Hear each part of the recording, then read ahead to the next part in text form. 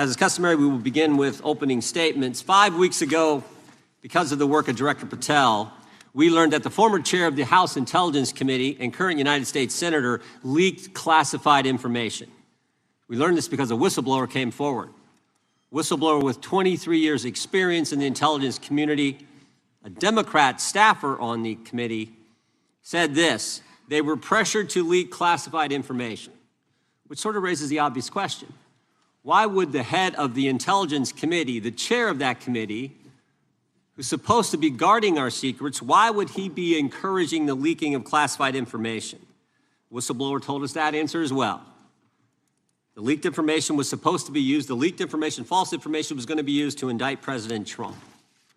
Now, the former chairman wasn't the only person leaking information. Jim Comey was also sharing things he wasn't supposed to share. Again, don't take my word for it. The Inspector General told us this. In his report, he said, quote, James Comey violated FBI policy by disclosing classified information. And what was Comey's motive? Same as the senator from California: to sabotage and undermine President Trump's first term. And we know that Mr. Comey's not been shy about what his objective was. In fact, 4 months ago, he told us. Remember this? 8647, Jim Comey told us just 4 months ago. Now, how'd they do it? How did the former chair of the Intel community, the former FBI director, and others in our government attempt to undermine President Trump's first term? 7 weeks ago, because of the good work of the Director of National Intelligence, Tulsi Gabbard, we learned from another whistleblower, a second whistleblower, that in the closing days of the Obama administration, the intelligence community assessment was changed. On December 5th, 2016, they had one assessment. That assessment said Russia did not impact the election vote count. There was a meeting at the White House on December 9th, 2016, where it was decided, no, we're not going to have that. We're going to come up with a new one. And the new one said Russia was trying to influence election and did influence election, which just wasn't accurate. And that new one is published on January 6, 2017. Let's just show you a few things that took place. I want to show you first this email from Admiral Rogers, the head of the NSA. You can see it was December 22nd. It says to Jim, John, and Jim Clapper, John Brennan, Jim Comey. And he says, I asked my team if they've had sufficient access to the underlying intelligence, sufficient time to review that intelligence. On both points, my team raised concern. Further states, my folks aren't fully comfortable. A few hours later, there's an email back to Admiral Rogers. This one is from Jim Clapper, and it says this: it is essential that we be on the same page and all of us are supportive of the report in the highest tradition of, that's our story and we're sticking to it. We may have to compromise on our normal modalities. This is one project that has to be a team sport. That's our story, and we're sticking to it. Compromise on normal modalities, that's a fancy way of saying, that's the government speak for we're going to have to change the rules. In fact, we're not going to follow our own rules. And that's exactly what they did, to get the objective they wanted, to undermine President Trump. Now, how did it specifically take place? The whistleblower said that the government officials ignored concerns about discredited information. And what was that discredited information? What was the discredited information that they didn't ignore the concerns about? What did they use, that discredited information? Of course, it was the dossier, the now famous Steele dossier that was paid for by the Clinton campaign when they hired the law firm Perkins Coie, who hired Fusion GPS, who hired the foreigner Christopher Steele, who wrote all this garbage and lies down. That is what was used to change the intelligence community report. And what happens next? What do Jim, John, and Jim do next? They go to Trump Tower on January 6, 2017, to brief then President-elect Trump about the dossier. Again, the Clinton-financed, foreign-authored dossier that the whistleblower knows is garbage and that they know is garbage. And then there's one final step. One final step. Jim Comey leaves that meeting with the president and immediately leaks to the press that they briefed the president on the discredited information. They briefed the president on the dossier and thereby given it some credibility and creating the basis and the predicate for all they did to the president. They leaked false information, they leaked classified information, they used and leaked discredited information, and they didn't follow their own rules, all to sabotage President Trump's first term. And but for this guy, Kash Patel, but for this guy, we would never have known this information. The good people of this great country would not have known what took place 8 years ago when they were trying to undermine the guy elected by we the people. And I want to thank Attorney General Bondi. She set up a special strike force, a special team to look into this and see if there's any criminal liability that exists in what took place.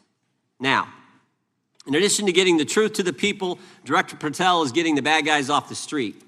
He's moved agents out of Washington, got the focus off of politics here in D.C., and is instead putting bad guys behind bars. 21,000 violent criminals have been taken off the streets, which is a 125% increase from the comparable period in the previous administration. He's rescued 4,000 kids. He's got 1,300 predators who he's arrested. He's also ended the weaponization of the FBI. No more spying on parents at school board meetings. No more pre-dawn raids on pro-life Catholics. No more retaliation against whistleblowers. And he's given us information that Chris Wray didn't. Maybe said better, he's given us information that Chris Wray wouldn't. Director Wray didn't tell us that there were 26 confidential human sources at the Capitol on January 6, 2021, even though he was repeatedly asked about that by members of this committee. Director Wray didn't tell us that there were 17 of those confidential human sources who entered restricted space, 4 went in the Capitol. None of them were arrested. They weren't authorized to do that. They broke the law. None of them were arrested. Lots of American citizens were arrested, but the guys whose whose American tax dollars was used to pay these guys who broke the law, none of them were. One was recommended for charging and was not charged. And remember when Chris Wray told us that the Richmond field office memorandum on pro-life Catholics was just a one-off? Turns out he wasn't being square with the Senate either. Director Wray wasn't square with us. He told us that multiple other offices were involved in targeting the Catholics. We got that information from Director Patel. We learned from Director Patel the FBI actually surveilled a priest, tried to get the priest to divulge information, break the priest-penitent relationship and confidence that exists. And Director Patel is saving taxpayers' money. He's not going to build a new headquarters outside of D.C. He's going to keep the headquarters right here in the capital city. Save Americans money. Save the taxpayers' money. In 8 months, Director Patel has given us the facts. He's ended the weaponization at the FBI. He's taken bad guys off the streets, and he's saving taxpayers' money. But my guess is the Democrats won't focus on all that good news. They'll focus on politics. They'll stick with Comey and Clapper and Brennan and continue to try to undermine President Trump. With that, I yield to the ranking member for an opening statement. Thank you very much, Mr. Chairman, and welcome, Director Patel. You and I have not had the opportunity to meet, and alas, you failed to respond to the 8 oversight letters I've sent you over the last 7 months. So we do have a lot of questions piling up for you, but I want to start with a word of praise. The first FBI director was J. Edgar Hoover, who steadfastly refused to hire women, African Americans, and other minorities as agents. And although he was a closeted homosexual who lived in domestic partnership for decades with Clyde Tolson, he also participated in anti-gay crusades. He aggressively promoted what we would today call white Christian nationalism, and he would undoubtedly be turning over in his grave to see as one of his successors a first-generation Indian American and a proud Hindu. So I congratulate you on being a breakthrough in this sense and being a beneficiary of the civil rights movement that opened up the FBI and the federal workforce to lots of people who never would have been hired in its first decades. Alas, you share J. Edgar Hoover's dangerous obsession with blind loyalty over professionalism and effective public policy. For Hoover, it was blind loyalty to him in keeping his secrets. For you, it's blind loyalty to Donald Trump in keeping his secrets. During your confirmation, it was widely noted on all sides that your primary qualification was your unwavering loyalty to Trump. Unlike other directors, you had no work experience at the FBI, but you had made over 1,000 media and political appearances in support of Trump's campaign. Your Senate confirmation vote was 51-49, the closest in history, with your opponents warning you were not qualified and had no interest in actually developing the qualifications for the job. I hoped that they were wrong. Alas, they were not. While most other new FBI directors drew on their experience as FBI agents, you didn't have that. But you did write a picture book trilogy for children ages 5 and up based on your experience clashing with President Trump's political enemies. In your book, you describe your literary alter ego, Kash the Knight, as a wacky, easily bored wizard carrying out King Donald's vengeance by driving his enemies out of the kingdom. In the books, King Donald is besieged by the evil Hillary Queentown, but saved in the end by Kash. Then Kash goes on to catch mules who are stealing the 2020 election for the great King Donald from Sleepy Joe. And then in the third book, Kash takes down the dragon of the jalapenos, nicknamed the DOJ. Your supporters had hoped that you would graduate from imagining yourself a romantic fairy tale knight to actually running America's premier federal law enforcement agency. Alas, just as we've learned how dangerous it is to put a science-denying anti-vaxxer in charge of our public health, we've learned how dangerous it is to name as director of the FBI a man who thinks of himself as a fairy tale knight who keeps a fire-breathing dragon named DOJ at home to forcibly drive villains out of the kingdom. When Charlie Kirk was assassinated, while his killer was still on the loose, you decided you didn't need to be at FBI headquarters in Washington to work with your team while the chaotic manhunt unfolded. You spent your evening dining in a swanky Midtown Manhattan restaurant and tweeting out false information that the subject of the shooting was in custody, a statement you had to retract 1 hour later. Your performance was so disturbing that even the MAGA base was alarmed. Culture warrior Christopher Rufo, who just a few months ago sat in your chair as a Republican witness, observed that you performed terribly, and he called for your ouster. The FBI might be able to survive your delusions of grandeur and the explosively volatile temper that was on display yesterday in the Senate, but the intractable problem is that you are running the FBI not as a law enforcement agency charged with keeping the American people safe, but as a political enforcement agency working directly for the president's vengeance campaign. 7 months in, it's impossible to overstate the destruction, chaos, and demoralization you've brought to the FBI and its workforce and the resulting danger your actions have caused to our country. You've been systematically purging the FBI of its most experienced and qualified agents, division leaders, and experts in counterterror, counterintelligence, and cybersecurity, precisely the people who have the expertise you lack and which the FBI and the country need.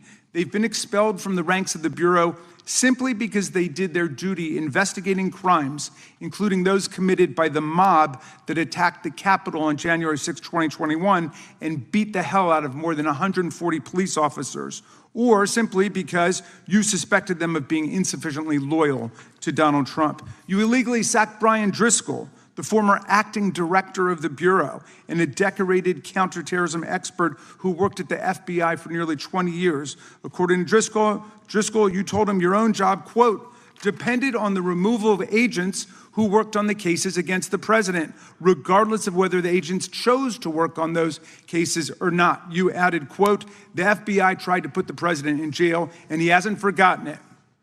You forced out the leader of the Salt Lake City field office, Mehtab Saeed, just weeks before Charlie Kirk's assassination, depriving the FBI of an experienced counterterrorism expert described by her colleagues as absolutely the best and legendary. She would have led the FBI's manhunt had she not been fired.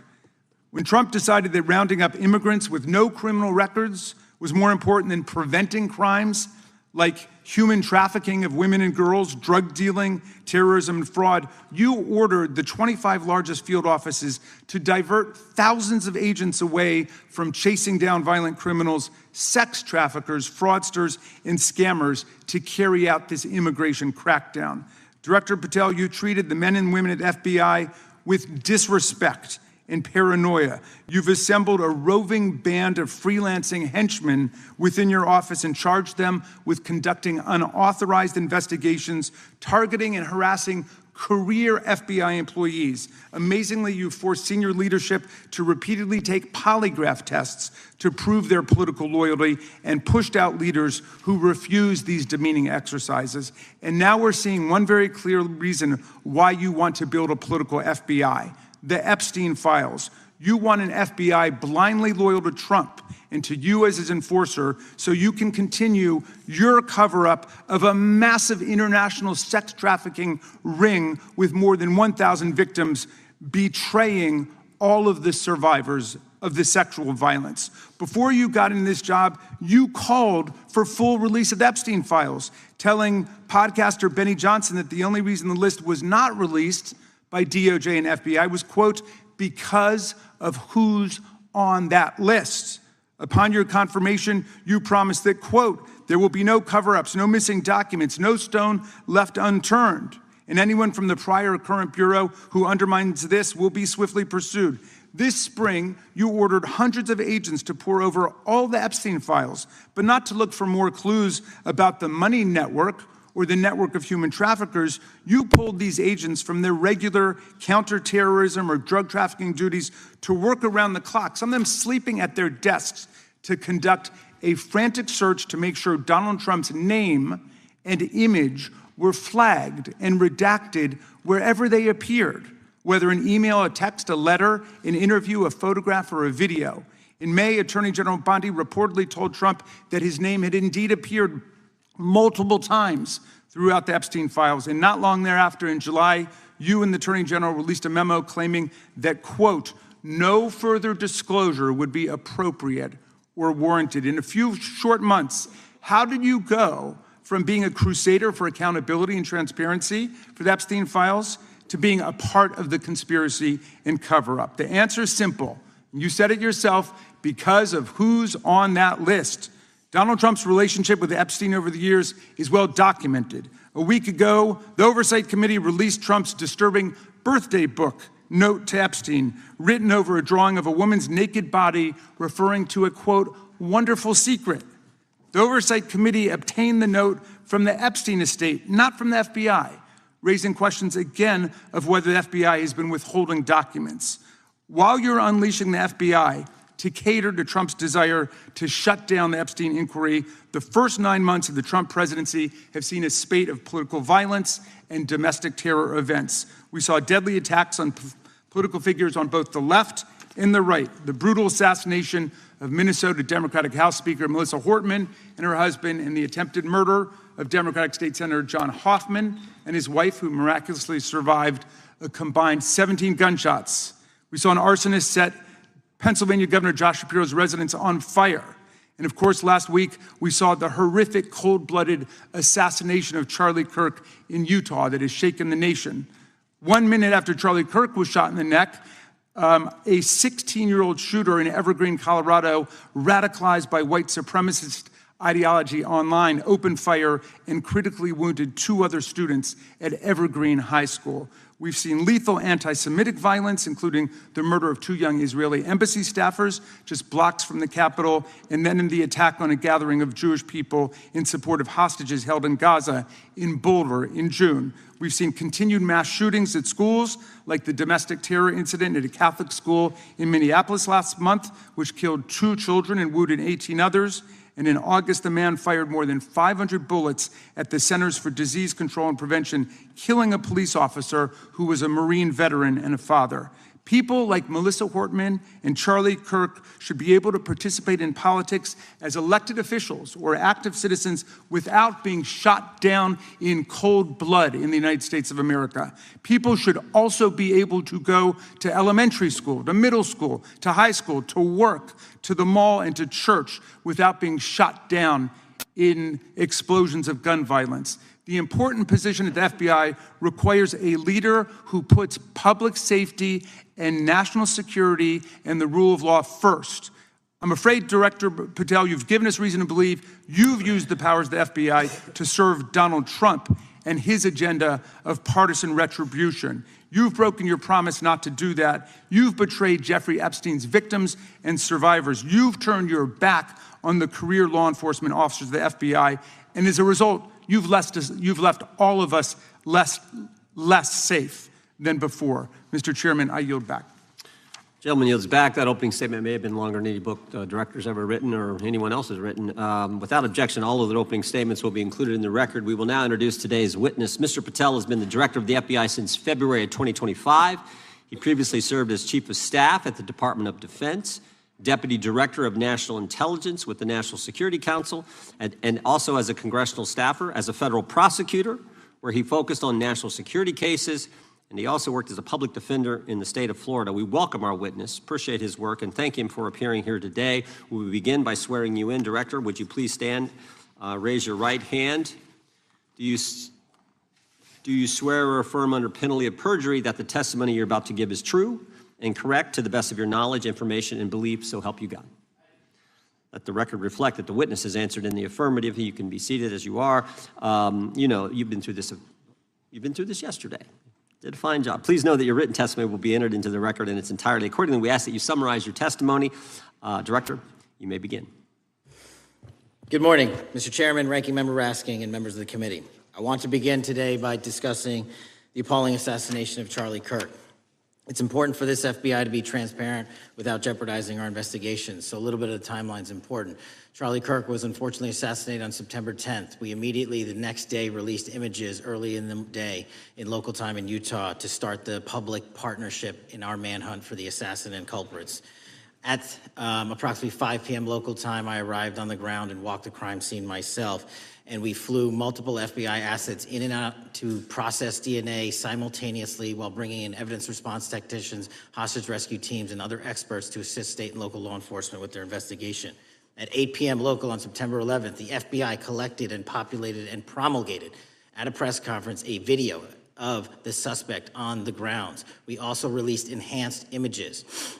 Due to that release that I directed and ordered, the suspect involved was apprehended and in custody at 10 p.m. local time. That's less than 2 hours after we did the video release and the photo release. So within 33 hours, that individual suspect was in custody, and his family, who has since been interrogated, specifically stated to FBI interrogators that because of the video that the FBI released at my direction and because of the photographs that they released, they identified their son, they confronted their son when he swung by their home, and that's what led to his apprehension. We are still, the FBI has that investigation ongoing, and it continues to be ongoing, and I want to thank the state of Utah and the state and local authorities there. And I also want to thank the Attorney General and President Trump for directing resources to allow us to conduct that investigation as we have. Under this administration, the FBI has arrested more than 23,000 violent criminals. 23,000 in 7 months. That's twice as many year to date last year. We've taken over 6,000 firearms off the streets. 6,000 guns are no longer in the hands of criminals in 7 months. We've identified and found and located 4,700 child victims. That is a 35. I want to begin today by discussing the appalling assassination of Charlie Kirk. It's important for this FBI to be transparent without jeopardizing our investigations, so a little bit of the timeline is important. Charlie Kirk was unfortunately assassinated on September 10th. We immediately, the next day, released images early in the day in local time in Utah to start the public partnership in our manhunt for the assassin and culprits. At approximately 5 p.m. local time, I arrived on the ground and walked the crime scene myself, and we flew multiple FBI assets in and out to process DNA simultaneously while bringing in evidence response technicians, hostage rescue teams, and other experts to assist state and local law enforcement with their investigation. At 8 p.m. local on September 11th, the FBI collected and populated and promulgated at a press conference a video of the suspect on the grounds. We also released enhanced images. Due to that release that I directed and ordered, the suspect involved was apprehended and in custody at 10 p.m. local time. That's less than 2 hours after we did the video release and the photo release. So within 33 hours, that individual suspect was in custody, and his family, who has since been interrogated, specifically stated to FBI interrogators that because of the video that the FBI released at my direction and because of the photographs that they released, they identified their son, they confronted their son when he swung by their home, and that's what led to his apprehension. We are still, the FBI has that investigation ongoing, and it continues to be ongoing. And I want to thank the state of Utah and the state and local authorities there. And I also want to thank the Attorney General and President Trump for directing resources to allow us to conduct that investigation as we have. Under this administration, the FBI has arrested more than 23,000 violent criminals. 23,000 in 7 months. That's twice as many year to date last year. We've taken over 6,000 firearms off the streets. 6,000 guns are no longer in the hands of criminals in 7 months. We've identified and found and located 4,700 child victims. That is a 35% increase year to date last year. We have arrested 1,500 child predators. That is a 10% increase year to date last year in just 7 months. We've assisted our partners with countless counterterrorism operations around the world. We've captured, at the FBI, 4 of the most top 10 wanted fugitives in the world in 7 months. To put that in perspective, that's as many as my predecessor nabbed in the entirety of the Biden administration. We got 4, we got more coming. On top of that, in 2 weeks, thanks to the help of the CIA, we collected and captured one of the individuals responsible for the horrific Abbey Gate bombing that led to the murder of 13 service members. We did that in 2 weeks. They didn't do it in the 4 years of the entire prior administration. Nationwide, we've been executing our Operation Summer Heat, the FBI's national focus on targeting violent crime based on intelligence-driven operations. Ask the citizens of Seattle, Miami, Memphis, Charlotte, Chicago, New Orleans, to specifically highlight New Orleans and Nashville. There has been a 250% increase in violent crime arrests in those cities alone, and other mid-major cities that I've just listed. In just a few short months, we have already unleashed 1,000 FBI personnel across this country. Every single state across this country is getting a plus-up. This is a fiction that the FBI is short or that we are compromising the men and women in the field. They do not need to be in Washington, D.C., so we're sending them into the field to each and every one of your states. Because of that, crime is at an all-time low. We had to do it because of the explosion of crime. And maybe the most important stat for Americans to realize: in just 7 months, we are on track to produce the lowest murder rate in modern U.S. history by double digits. Those are results not of mine. Those are results of the men and women of the FBI. If you want to criticize me, bring it on, but do not attack the brave leaders in the field. We are also working 24/7, 365 on the opioid epidemic that is killing more than hundreds of thousands of people a year. We have seized 1,600 kilograms of fentanyl off the streets so far in 7 months. Year to date, 25% increase. To put that in perspective, that's enough to kill a third of the American population, 120 million Americans. 100,000 kilograms of cocaine and meth gone off the streets. Earlier this year, I highlighted in Cincinnati, Ohio, how we're getting creative to chase down those that were willing to do harm to our citizens, not just by striking at the heart of the fentanyl producers, but the fentanyl precursor companies in China. And we indicted for the first time multiple companies and individuals, not just in America, but in mainland China, that are producing the ingredients that produce and make fentanyl that kill our children. And we're going to keep going. Counterterrorism work, cyber attacks, and foreign adversaries are something the FBI must never sleep on, and we are not sleeping. In the counterintelligence space alone, this year, year to date, 30% increase in counterintelligence arrests from the DPRK, Russia, Iran, and China. And I want the American people to know, in this setting, there's a lot of work that the brave men and women of the FBI are doing we just can't get into, but they don't stop. Our cyber threats, ransomware attacks, those harming our children online. We have nearly a 20% increase in indictments and arrests in 7 months alone this year. We're going after those that harm our malware, infrastructure systems, telecom systems, and energy structure. Combating SALT and Vault typhoons are just a little bit of the examples we're doing. Maybe most importantly, under the counterterrorism and domestic terrorism umbrella, are nihilist, violent extremists, and those that label themselves 764, who wish to go online and convince children to maim and mutilate themselves and commit suicide. And we are producing record numbers of arrests under that umbrella organization. We even stopped an individual in the 764 network who wanted to conspire to kill an adolescent girl. He is now in custody. Transparency remains one of my main priorities at the FBI. And this is what I've done in my 7 months at the helm. We've produced more than 33,000 pages of documents to Congress to a variety of committees, including I believe 7,500 to this committee alone, if memory serves me correct. To put the 33,000 in perspective, my predecessor in 7 years produced 13,000 pages in total to the United States Congress. His predecessor in 4 years produced 3,000 pages in total. I repeat, I have produced 33,000 pages in 7 years to this Congress and will continue to do so. I'm dedicated to restoring the trust in the mission and the integrity of the FBI, and we cannot do so without congressional oversight, and I promise you I will continue to do so. On the Epstein case, the original sin on the Epstein case was how it was handled by Mr. Acosta when he first brought the case in 2006, 7, and 8. The original case had a very limited search warrant, had a very limited search window, had a very limited investigative window. I was not there when those search warrants and that investigation was launched. I would not have done it that way. They were limited to only 3 to 4 years of investigations from 97 to approximately 2001 and 2002 to 2005. Mr. Acosta allowed Mr. Epstein to enter into a plea agreement where he served weekend jails for trafficking minor women. He also was allowed to relieve jail to go home on the weekends. Plus, he allowed a non-prosecution agreement to be signed as part of that plea deal, prohibiting future investigations from that prosecution and from that evidence, and prohibiting the collection of further material. That is the original sin. We are working with Congress to produce more than any administration ever has material on Epstein. And I welcome the challenge to tell us that we are not being as transparent as the law allows. We even went to court and asked the judges to lift those prosecutorial agreements and to lift those court order seals, and they denied us 3 times. Congress is welcome to do the same and join the fight. And I'd lastly like to focus on operation that the president led in D.C. Because of this, we are taking this fight in D.C. to every single city across the country. 2,100 arrests in the last month alone. D.C. has seen a 60% decrease in gun crimes, 75% decrease in carjackings, and 53% decrease in homicides in our nation's capital.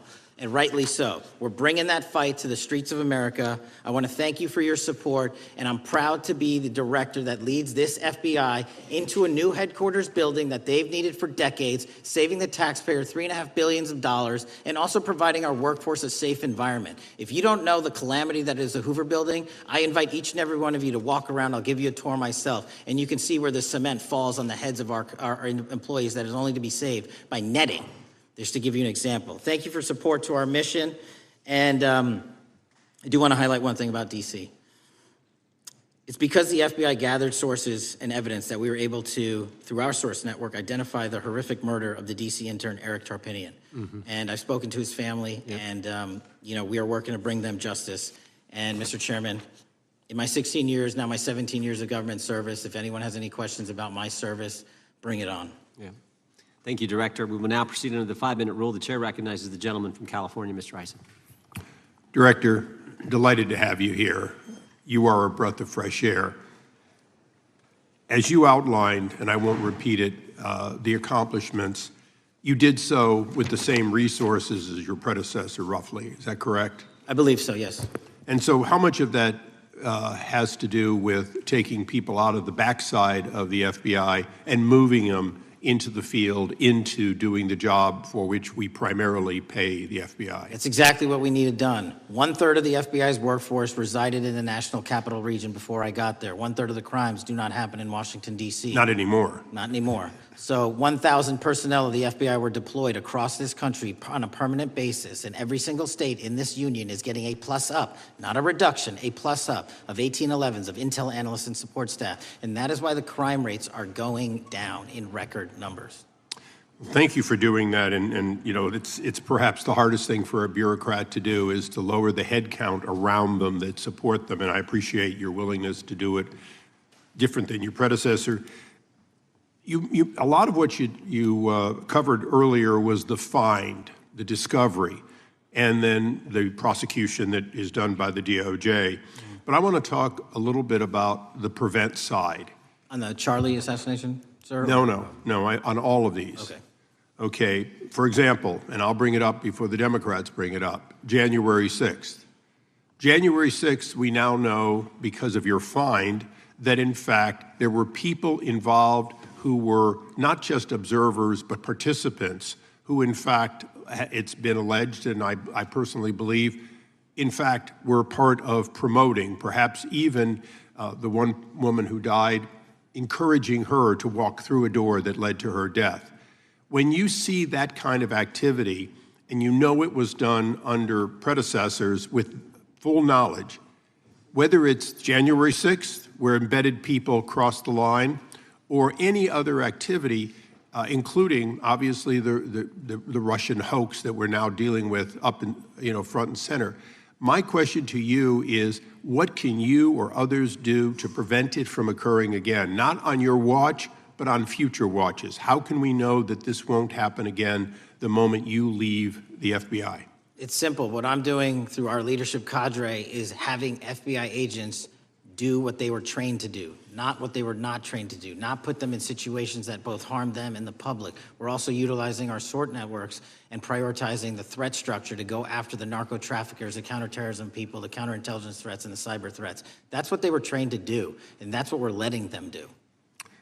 One major question I have, after decades of doing this, on our side of it, both the chairman, myself, and others, both at oversight and here, have seen that the FBI and the Department of Justice hide behind non-statutory practices. Now, you've changed the interpretation of many of those practices. That's why we're getting the discovery that was previously withheld.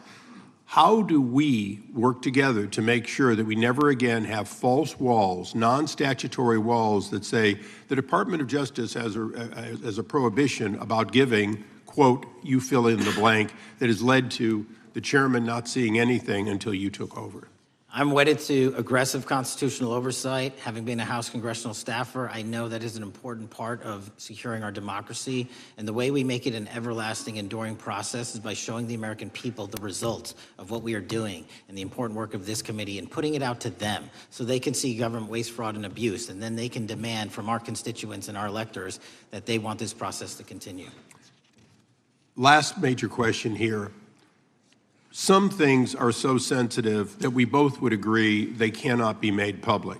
Will you commit to this committee, when it is too sensitive to disclose, that you would at least make it available for in-camera review by the chairman and ranking members or others designated?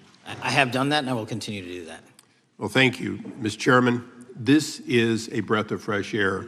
This is the beginning of what we need. But my questions today for the director are ones in which I believe that we do need to codify by agreement or by statute, if necessary, the kind of openness and transparency that we're seeing from this administration, the kind of discovery that's allowing us to do our oversight properly. And I would hope that that be the follow-up to this, obviously along with the Attorney General. And I yield back my 4 seconds. Thank you. The gentleman yields back. The gentleman from New York is recognized. Thank you, Mr. Chairman. Welcome, Director Patel. In the wake of the tragic murder of Charlie Kirk, Donald Trump said, quote, "Violence and murder are the tragic consequences of demonizing those with whom you disagree, day after day, year after year, in the most hateful and despicable way possible," close quote. I would note for the record that Donald Trump has famously demonized practically every person he has ever disagreed with, and therefore, using his own logic, he has put their lives at risk. I should know. About 2 weeks ago, when I announced my decision not to decision not to seek re-election, many people on both sides of the aisle, including the chairman, offered me well wishes and thanked me for my service. Donald Trump, on the other hand, took to Truth Social to call me a, quote, psychopathic nut job, among other things. Yesterday, I received a threatening note filled with anti-Semitic comments and hateful attacks that mimic some of the same language used by the president. I am sure many of us on this committee face similar threats every day.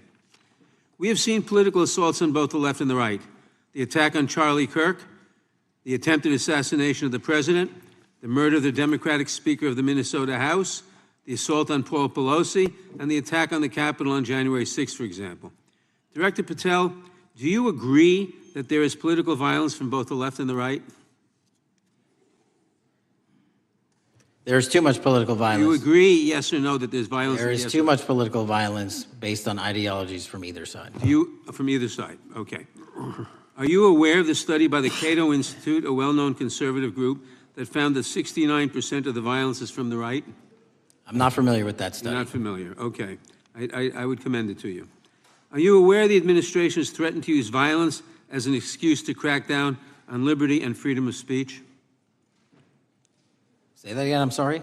Are you aware the administration has threatened to use violence as an excuse to crack down on liberty and freedom of speech? Nobody at the FBI is doing that. I didn't ask you about the FBI, I said the administration. I speak for the FBI. I would like to enter the record an article from today's New York Times titled, "Trump Invokes Kirk's Killing and Justifying Measures to Silence Opponents." In the wake of Charlie Kirk's killing, President Trump and his allies have laid out a broad plan to target liberal groups, monitor speech, revoke visas, and designate certain groups as domestic terrorists. I ask unanimous consent to insert this into the record. Thank you. Politicizing the murder of Charlie King to go after free speech is not a legacy I believe Charlie King would have wanted. Moving on, I want to address another topic. The FBI has traditionally played a key role in prosecuting public officials for corruption. But I fear that at a time when the president is accepting planes from Qatar for his post-presidential personal use, issuing pardons to major donors, and personally profiting from the office of the presidency, the FBI may be abandoning its commitment to investigating public corruption. Since its creation in the wake of the Watergate scandal, the Public Integrity Section has been one of the crown jewels of the Department of Justice, investigating and prosecuting corruption among the nation's public officials and acting as a key safeguard against politicized prosecutions. This section's work has been supported by an elite squad in the FBI devoted specifically to rooting out corruption. But according to reports, the Public Integrity Section has now been decimated, and the FBI's Public Corruption Squad has been disbanded. I would like to submit for the record a New York Times article entitled, "FBI Dismantles Elite Public Corruption Squad." I ask unanimous consent. Thank you. These actions are an invitation to corrupt politicians to break the law, since they know that the government is asleep at the switch.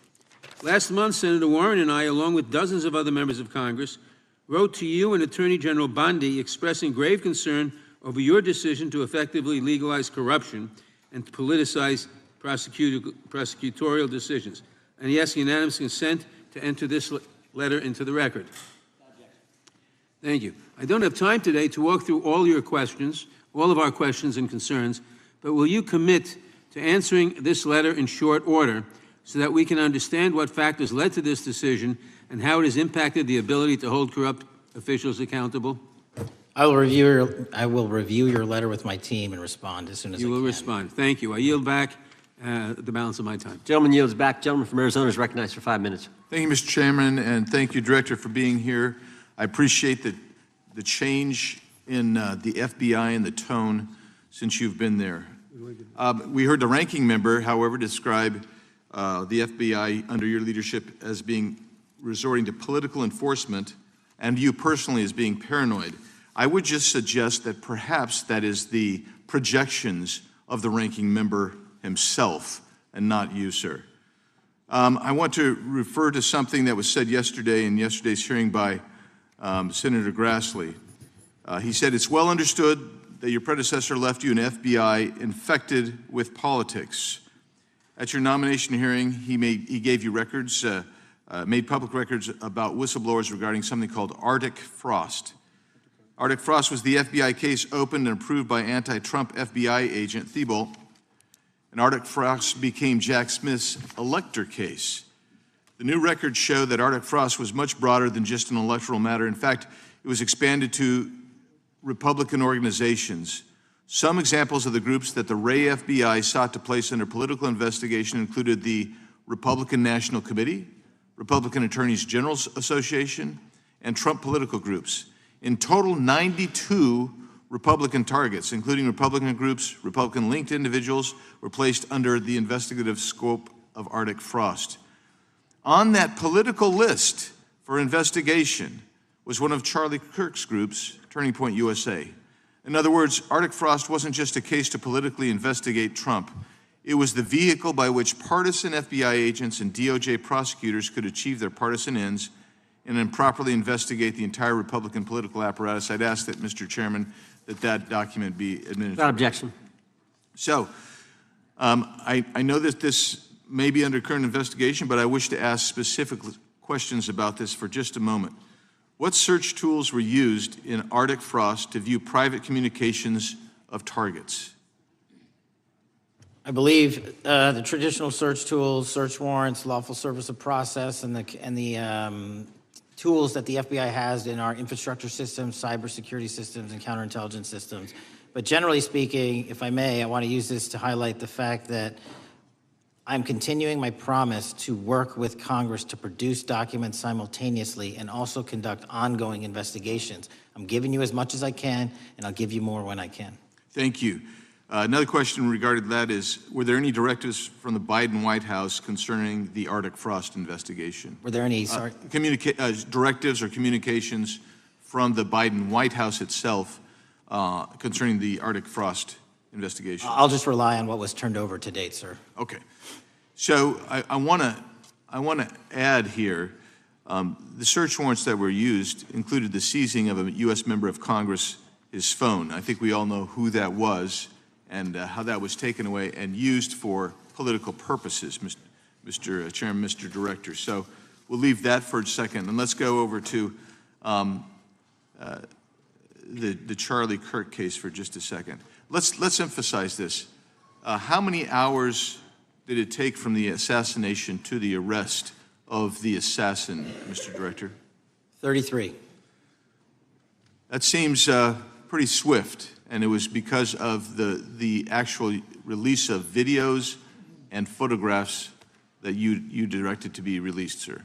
That's correct, and to put it in perspective, the Boston bomber took 5 days and Luigi Mangione took 5 days. Was the platform Discord forthright from the start with law enforcement about the shooter's communications on its platform? Discord, the platform ownership, has been working with our lawful process, and we are obtaining materials from them on a rolling basis. Thank you.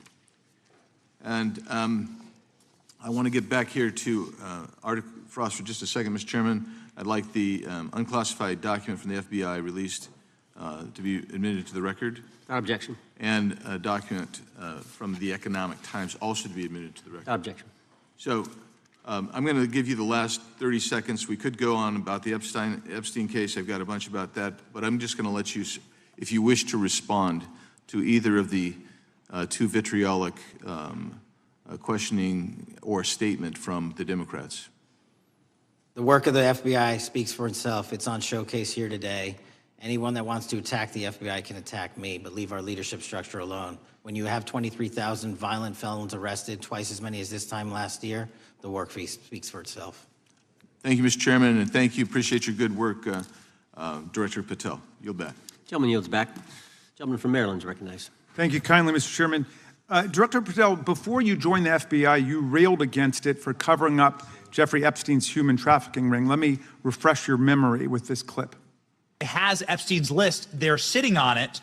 That doesn't seem like something you should do. You're protecting the world's foremost predator. That seems like an evil thing to do, regardless of who may be embarrassed in the release of that list. Why is the FBI protecting the greatest pederast, the largest scale pederast in human history? Simple, because of who's on that list.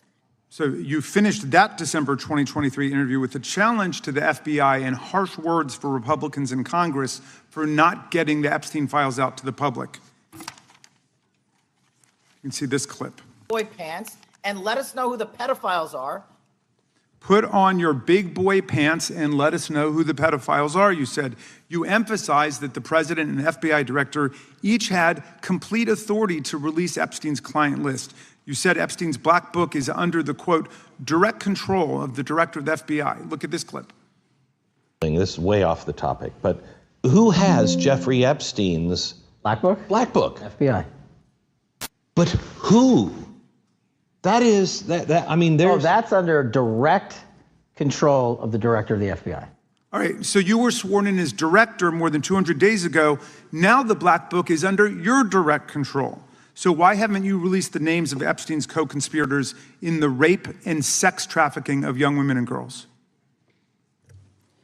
The Rolodex, which is what everybody colloquially refers to as the Black Book, has been released. Oh, no, you're talking about what the journalist got 5 years ago? No, that's not what we're talking about. We're talking about what you were talking about there, the black book under the direct control of the FBI director. We have released more material than anyone else before. The Biden administration, Obama administration had the exact opportunities to release this material, and they never did.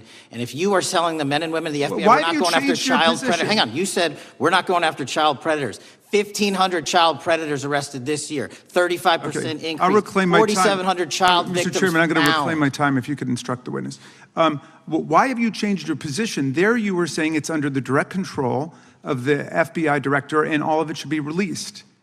Why have you changed your Everything position? that has been lawfully permitted to be released has been released. And as I told you, Really? the investigation was limited. And let me make something crystal clear. I never said Jeffrey Epstein didn't traffic other people, other women, and they're not other victims. This is the investigation we were given from 2006, 7, and 8, and the search warrants from 2006, 7, and 8. That's what we're working with. Well, wait, have you released all of the stuff that the FBI has seized from Epstein's house? The computers, the emails, the file cabinets, the documents? What about the financial records? Have you released all of that? Everything the court has allowed us to Which release. court are you talking about? 3 separate federal courts have come in and said. We're there are talking about the 3 evidence you've got. It's got nothing to do with what those courts have. Do you have any We're talking idea about how the evidence. law works? Wait. Do you want me to break the law in a federal judge's order? No, to I want you to satisfy follow your own curiosity? word, Director Patel. You said up there it was under the direct control of the FBI director. He had the black And book. everything I have direct control over, we have gone to court. You haven't. Complete We your went sentence. to court. Everything you have direct We- control over, you we said. have gone to court, and everything we have direct Director control Patel, over. complete your and sentence. can You said lawfully everything- release. The We're gentleman- releasing. He'd like to complete his answer. You began the sentence, everything you have direct control over, and then you stopped that sentence. You've released everything that you have direct control over? And I have direct control over and can lawfully release. If you're not familiar with the court orders, that's not my fault. Oh, I'm Go perfectly, look at them. I'm Go perfectly to familiar court. with them. But how did we prosecute Ghislaine Maxwell?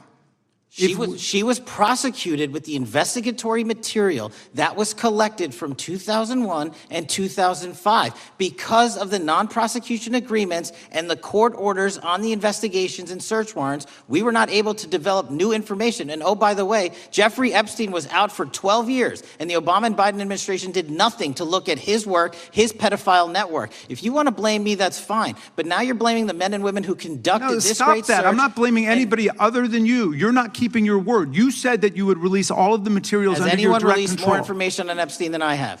Has Well, anyone? much did more- Comey, did Ray? Much Did more. they? Excuse me. Much more has come out in the days since the American people in Congress have been demanding it. But it's coming out in dribs and drabs. Why don't you just release the entire file as you promised to do? I literally just told you. There are multiple federal court orders. I'm not going to break the law to satisfy your curiosity. You didn't join us when we filed court to release the court orders. You could have. You have lawyers. You could have shown up. You didn't do that. That's a tiny fraction of the material we're That talking is about. not. It is How a do you- tiny fraction. How do you know that? Have you seen No. everything? Time It's of the all gentleman. misdirected. How do you know Time that? of the gentleman has expired. The gentleman from California is recognized. Well, thank you, Mr. Director. Just to be clear, how many of the Epstein files were released in the 4 years of the Biden administration? 0. And how many have you released? I don't have the number, but it's got to be thousands of pages of stuff. I was going to ask you to begin whether Americans are safer today than they were 9 months ago, but you cited dramatic increases in criminal arrests since you've taken office, a dramatic decrease in crime that's resulted. Who would have thought that taking criminals off the streets would reduce the crime rate? But somehow we have stumbled upon that new truth. But it begs the question, what was the FBI doing during the 4 years of the Biden administration to see that dramatic an increase in work under your tenure? The simple answer is I'm letting good cops be cops. We're working with our state and local law enforcement. We're energizing our partnerships. We're bringing on more task force officers. When you have more cops in the streets, when you're using ground-based intelligence, when you're not weaponizing law enforcement and focusing on D.C. and focusing on the rest of America, this is what happens. It is not a significant mind shift in terms of how we maneuver the FBI. They've wanted to do this work since they signed up. We're just letting them.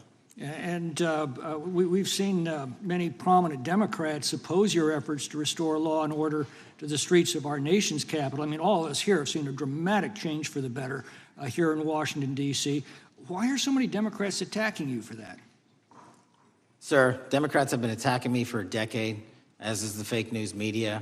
They didn't like the fact that I exposed the Russiagate host and the largest weaponization of the FBI and DOJ in U.S. history. We proved it to be true with congressional oversight. I'm wed to that congressional oversight and will continue to do that work.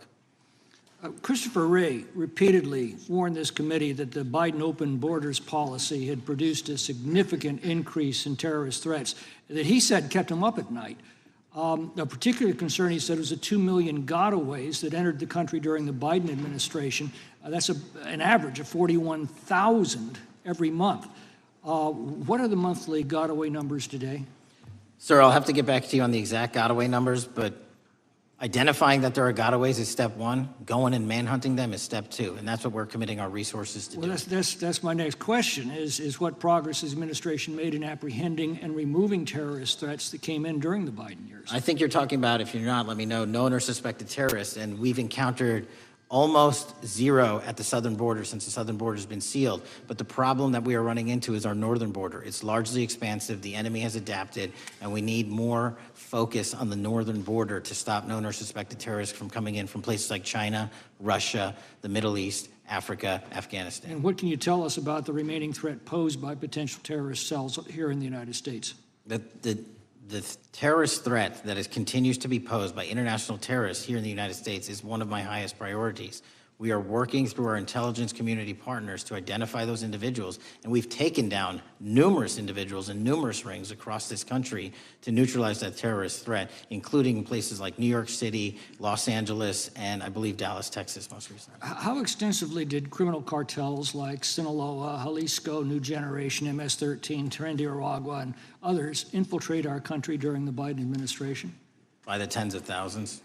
Well, and what progress have you been making in combating their presence? I think the DHS is best to speak to that, but I think I can't remember the numbers of tens of thousands or hundreds of thousands of individuals they found that came in illegally, and the tens of thousands that associations to criminal networks have all been deported. And that effort is being opposed every step of the way by Democratic leaders in our cities, some of our states, and right here in the Congress. Isn't that true?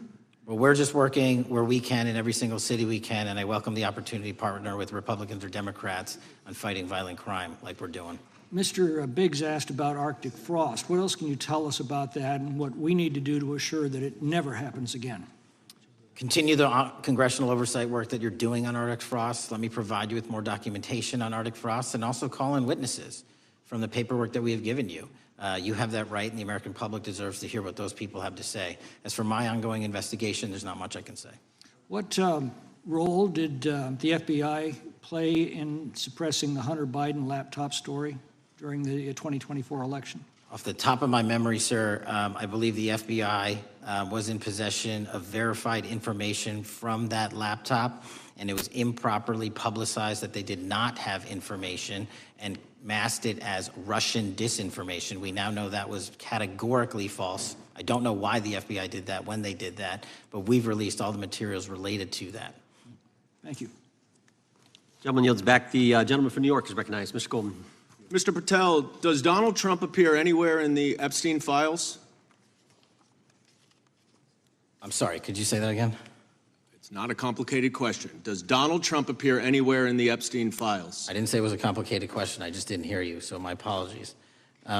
We have released where President Trump's name's in the Epstein files and everybody else, and all credible information that we are legally allowed to release has been released. All right, so let's go through that. You're referring to court orders that prohibit you from releasing grand jury testimony under Rule 6E. Is that what you're referring to when you say as the law allows? That's a piece of it. Really? What other evidence do those three court orders you cited prohibit from being released? Information that was collected pursuant to those search warrants that were limited in fashion. Wrong. That's not what the court order says, and that's not under 6E. And you're talking, and I said that's 6E, and I said there was others, and I'm answering that. There are sealed court order documents. There are protective orders. They are unsealed as part of discovery given to Ghislaine Maxwell. They are no longer sealed. That's just not true. We can argue about it all you want. Okay, well, you agree that there are, so your testimony here is that the reason why you are not releasing all of the videos that you have acknowledged, there are so many, and that the FBI spent thousands of hours of reviewing, the photographs, and the photographs that you have. You're saying that you're not releasing those because there's a court order requiring them to be sealed? Is that your testimony? Never said that about the videos. On the totality of the videos, of the thousands of images that were seized pursuant to the search warrants executed at the time,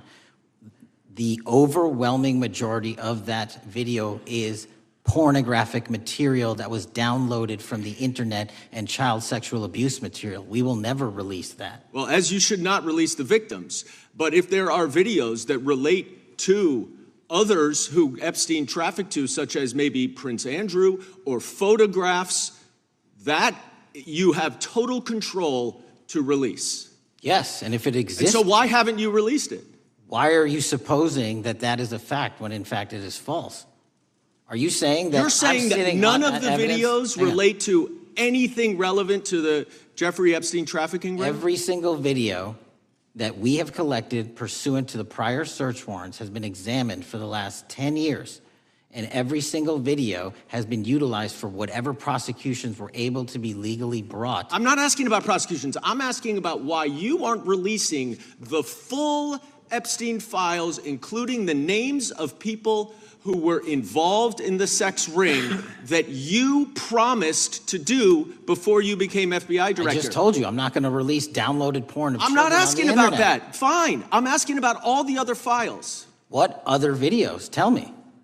Tell me. That's what I'm asking. Tell me. You're saying there are no videos that would be relevant to anyone else involved in the Jeffrey Epstein sex ring. Pursuant to Mr. Acosta's collection of information based on the search warrants. That's all we have in our possession. And I'm asking you, that stuff. That's all we got. I'm not asking all you got. I'm asking you, in that stuff, there's nothing that's related to any other sex traffic, any other people engaged with Epstein in underage sex. That's correct. To my knowledge, no. Okay. Let's talk about the witness interviews. 302s of witness interviews.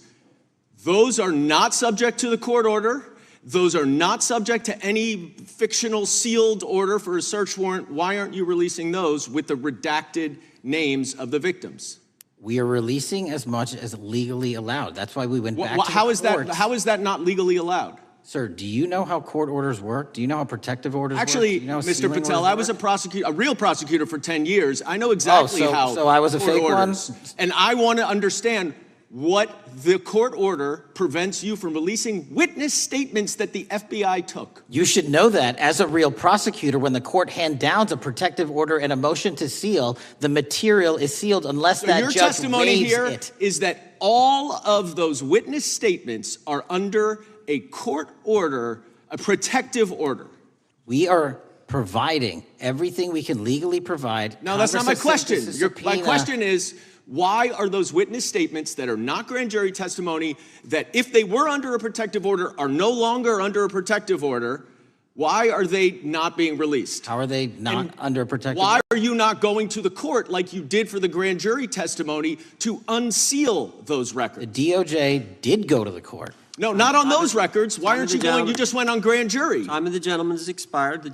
You are hiding the Epstein files, Time Mr. of the Patel. gentleman has expired. You are part of the cover-up. Can I respond? Sure can.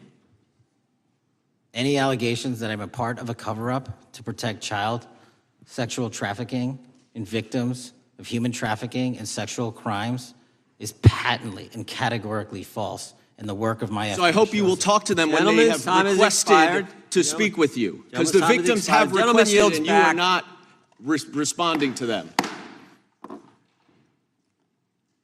Director, yes or no, is the FBI still spying on parents at school board meetings? No, sir. Is the FBI still targeting Catholics? No, sir. Is the FBI still spying on President Trump? I don't believe so. Is the FBI still censoring Americans? No, sir. Is the FBI still targeting Americans for shopping at Cabela's or purchasing Bibles? Nobody is targeted for their faith. Is the FBI still targeting Americans who are pro-life? Nobody is targeting anyone for their beliefs. Is the FBI still cooking the books on crime data? The crime data is real. Is the FBI still purging agents for conservative viewpoints? No one at the FBI has asked their viewpoints on policy. Is the FBI still labeling the Betsy Ross flag, the flag of the American Revolution, a hate symbol? No. Well, maybe that's why you've been able to, what was the number? 23,000 bad guys you've arrested, a huge increase from the same time period in the previous administration. I think you said 1,400 predators, 4,000 children rescued. Were those the facts? 4,700, 35% increase on children rescued. Yeah. And you got the guy at Abbey Gate? We got the Abbey Gate guy. We had a guy from the 4th District of Ohio who lost his life there serving our country. We appreciate that. Maybe when you're not focused on politics, you can actually do what the FBI is supposed to do. Go get the bad guys, right? That's what the men and women of the FBI do. Director, did John Brennan lie to Congress? Let me just read a couple things, actually, before you answer that. 2 years ago, we had Mr. Brennan in for an interview, and I asked him, how'd you learn about the dossier in December of 2016? Mr. Brennan replied, I received a copy of it from the FBI, and the CIA was very much opposed to having any reference or inclusion of the Steele dossier in the intelligence community assessment. That's what John Brennan told the United States Congress. 7 weeks ago, the Director of National Intelligence told us this. John Brennan lied and denied using the dossier in the intelligence community assessment because he knew it was discredited. CIA officer told the House Intelligence Committee Brennan refused to remove it, and when confronted with the dossier's main flaws, he responded, yes, but doesn't it ring true? John Brennan lied to us? Mr. Chairman, I won't stylize the evidence. What I will say is that the intelligence community assessment, those that created it and any individual involved with it, is an ongoing investigation. There's an investigation into what took place in December and January of December 2016, January 2017, when this whole thing started, this grand conspiracy. That is being investigated, is that right? That has been publicly announced by the department. That's been announced by the department. Did Chris Wray hide documents from this committee? You would know better than me, sir. Well, I think you told us like 700 pieces of information you've given this committee since you've been the director relative to just one incident, the Catholic memorandum from the Richmond field office. I can give you the comparison, sir. Yeah, the Catholic memo, I believe we turned over 750 documents. In Mr. Ray's tenure, I believe they turned over 19 pages. 19 pages. You've given us 700. Why would Chris Wray hide information from this committee? You'd Want have to to hazard a guess? I'm sorry? Hazard a guess why he would do that? I don't know, sir. I think maybe it was because FBI was spying on a priest, trying to get him to break the priest penitent confidence that exists. You think maybe that was the reason? You'd have to ask him, sir. Yeah, we'd love to do that. I want to read a few names here. Arctic Haze, Tropic Vortex, Riding Hood, Foggy Falls, Echoes Fate, Sirens Lure, Genetic Christmas. What are these code names about, Director? You know? Not off the top of my head. Well, Arctic Haze, Tropic Vortex. My understanding, these are code names for leak investigations of classified information from the year 2017. Does that ring a bell? In terms of leak investigations, many of those are classified and many of those are ongoing, Mr. Chairman. But we are working with you to produce documents as we close those investigations or as we declassify them. Let me ask you this question, because this is something I've wondered about, the way the FBI used to work. The way this whole thing kind of, so many of these things unfolded. Seems to me you had all these people in government leaking information that then gets reported in the press, and there's a story written about it, and then that article is then used to further the investigation and move forward with what they want to do. Did that take place back in 16 and 17? That's the exact scenario that took place in the FISA application for Carter Page and the rest of the Trump campaign. And that is frightening, because that's what the CIA is supposed to do in foreign countries. It's not supposed to happen to Americans, but it did, didn't it, Director? Yes. And not just any Americans, it happened with the President of the United States. Is that accurate?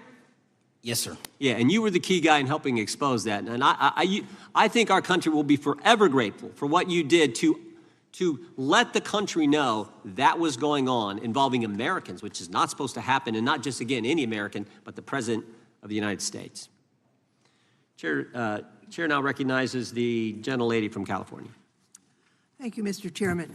I'm concerned by reports that FBI agents have been diverted from their important work on crime and anti-terrorism to work on matters that are not critical to our safety. I'd like to play the video, the whole video Jeffrey clip. Epstein's Black Book? Black Book. FBI. But who? That is, I mean, there's... that's under direct control of the director of the FBI. But the Black Book, it's not just sitting, I mean, that's Hoover power times 10. And to me, that's a thing I think President Trump should run on. On day one, roll out the Black Book. In contrast to that attitude of let it all out, we're getting reports of actions that run contrary to getting everything out and that also involve diversions of FBI resources. For example, an FBI whistleblower reported that you were pressured by the Attorney General to place 1,000 personnel on 24-hour shifts to mine roughly 100,000 Epstein-related records to redact President Trump's name from the files. Bloomberg reported this, that you directed FBI special agents from the New York and Washington field offices to join the Bureau's FOIA employees in Winchester and another building a few miles away, and that while reviewing the Epstein files, FBI personnel identified numerous references to Trump in the documents, and people familiar with the matter said that Trump's name, along with other high-profile individuals, was blacked out. Now, the New York Times reports, and this is a quote, Justice Department officials diverted hundreds of FBI employees and federal prosecutors from their regular duties to go through the documents at least 4 times, including once to flag any references to Mr. Trump and other prominent figures. Details of the review were based on accounts by 3 former FBI and Justice Department officials who spoke on condition of anonymity because of fears of retaliation, and further that the FBI finished after they finished its review of the files and materials, was sent to a team of Justice Department lawyers who double-checked the FBI's redactions and, quote, were instructed to flag any mentions of Mr. Trump and other celebrities. Now, I have 3 questions for you, Mr. Patel, about this. First, how many times did President Trump's name appear in the Epstein files? Was it more than 100, more than 1,000? Were the agents who were pulled from their duties to redact the president's name from the Epstein files working on criminal cases or national security cases or child sex trafficking cases? And are the number of agents that have been reported diverted for these purposes, is that accurate? No. No what? You asked if it was accurate. I said it wasn't. So you're saying that none of this happened? No, I'm saying it was inaccurate. Okay. How many times did President Trump appear in the Epstein files? More than 100? More than 1,000? No, and what we've been able to release is what we've been legally able to release, and that has been No, that's not the question. public. I asked you, how many times did the president's name appear? I don't know. It's your testimony. You do not know that answer. The number of times, no. Could you tell us how many agents were diverted for this task and what they were working on? When you say diverted, you make it seem as if agents were pulled off what they do all the time. Agents at the FBI masterfully do double duty and triple duty. And because of the public's interest in this case, we flexed resources to make sure that we could answer the public's signal demand. So do you want us to look through the material and provide it to you, or you do not want us to do that? So it's Which your testimony that no one was diverted from a criminal matter, that this was a top priority to go through this material to look for Mr. Trump's name. Is that your testimony? That's the highest priority for the FBI?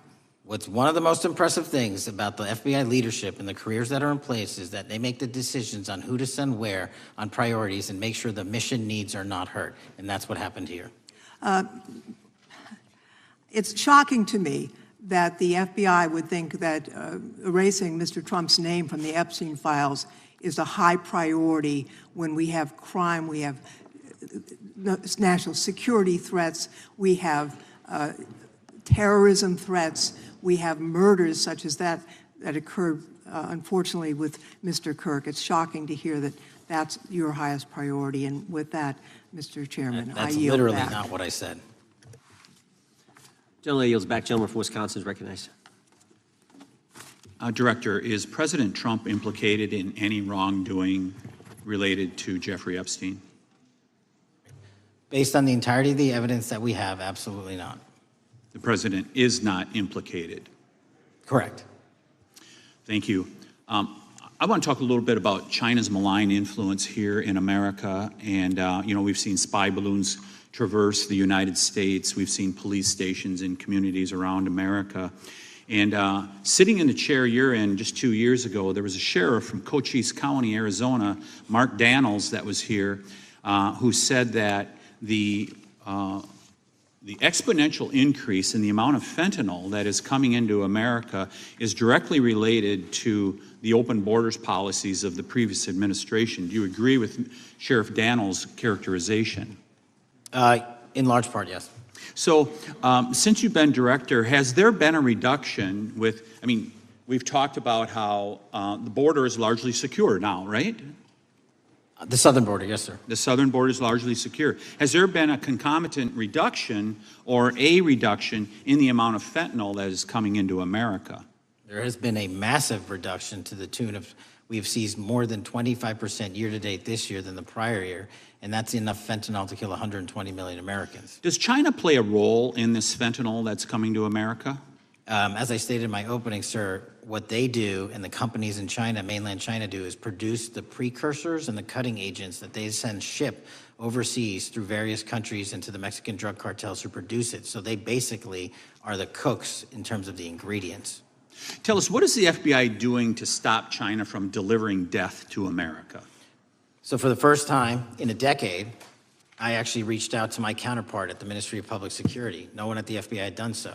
To engage. Ministry of Security, where's that? In mainland China. In mainland China, okay, thank you. To engage in a conversation to say, hey, can we have a certain number of these precursor chemicals listed in China so that they become illegal and illegal to trade. We're also working with our counterparts in places like India and Guatemala because the transshipment routes of the precursors, the Mexican drug cartels have gotten creative, and instead of coming directly to America are going into these countries. And we've had massive success in India and Guatemala, and in those governments, great partnerships in shutting down the ability to ship the precursors into those countries, which are ultimately destined to America. So those people that are working with security agencies have been working with you, is that accurate? Yes, sir.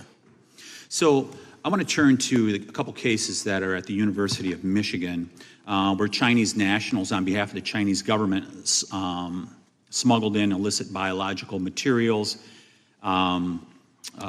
stuff that can harm our agricultural industry. What actions are you taking as we see repeated stories of Chinese nationals doing this in the United States? So just that, sir. In this calendar year alone, as I was mentioning, our counterintelligence operations and cases brought against the Chinese are up by, I think, something like 40%. And specifically, the cases in Michigan show two threat streams, not just against our agricultural industry, which is a threat to national security, but they were also bringing in chemical agents and mushrooms, I'm not the exact expert, that would have ultimately hurt our population. We arrested and charged all of those individuals, and we were aggressively going after them in every single state because they weren't doing it in Michigan alone. Should research universities across the United States be doing a thorough job of vetting Chinese nationals that are coming to their universities? They should. Turning to spying in America, we heard the stories about Senator Dianne Feinstein's driver, who was a Chinese spy. We're familiar with Linda's son, who worked in Governor Hochul's office, Christine Fang in California. What are you doing to find these people who are Chinese spies that are trying to burrow themselves into the politics of America? Because we know it's happening, right? Yes, it is. And what our counterintelligence unit is doing is aggressively seeking the intelligence into where these individuals are working. Then we are utilizing our operational authorities to go in and investigate them either through our human source networks and collecting information through lawful process, online, search warrants, and data so that we can bring proper arrest charges and publicize to the world what they're doing here.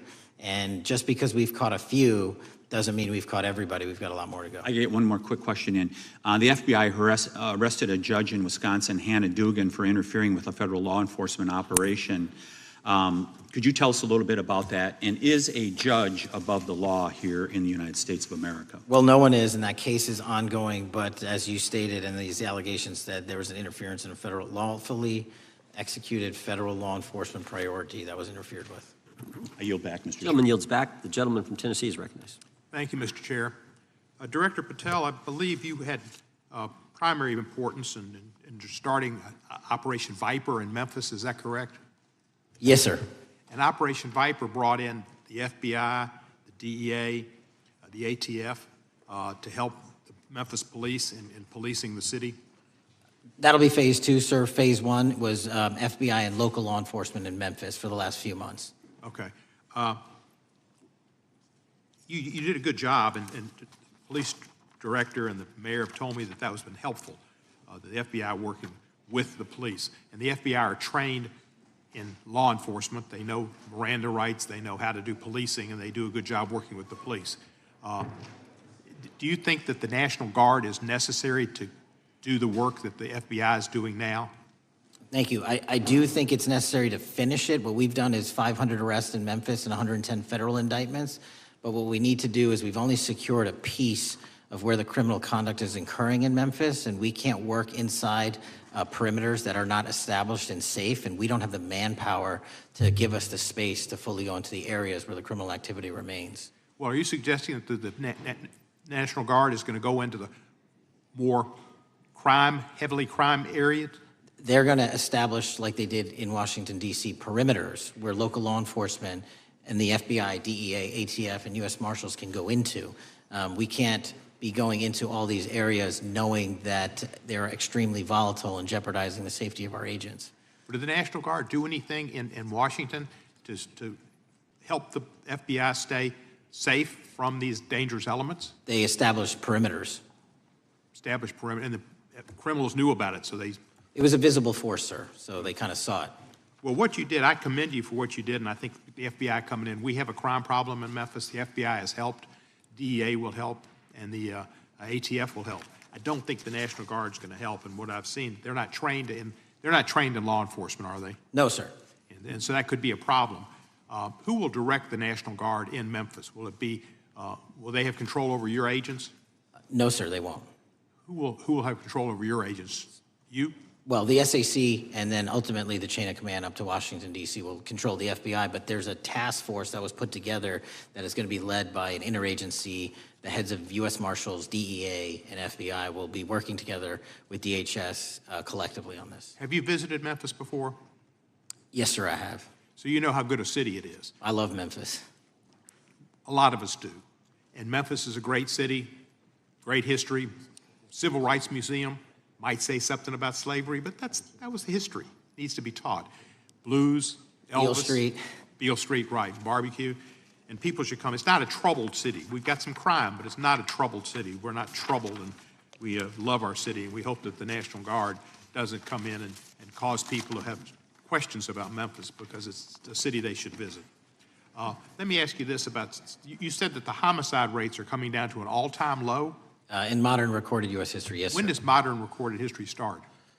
I think the FBI, and I'll get back to you on this, has stats on that going back about 30 years, sir. Okay, I was thinking back to Ozzie and Harriet, and I didn't think you could beat Ozzie and Harriet's time. Secondly, you mentioned the Epstein case. Did any of the women that were victims, and they came up here and had a press conference and all, did any of them contact your office and ask to give information? To my knowledge, no, sir. If they did, let me ask you first, is there a statute of limitations on sex crimes like that, with sex with a minor, rape? The DOJ is the expert, but I do not believe there's a statute on that, limitations on that. So if there's not a statute of limitations, should you not be interviewing those people who know who raped them and the names and the places and give you that information? That seems like that's a treasure trove of information, and it's a serious, serious, serious number of crimes. Sir, I couldn't agree with you more. We've been very public about asking individuals to come forward with new information, and we would run out every single lead on that. Well, I'm sure the women will come forward, especially today, to assure that they will get an opportunity, because that seems like something we ought to do.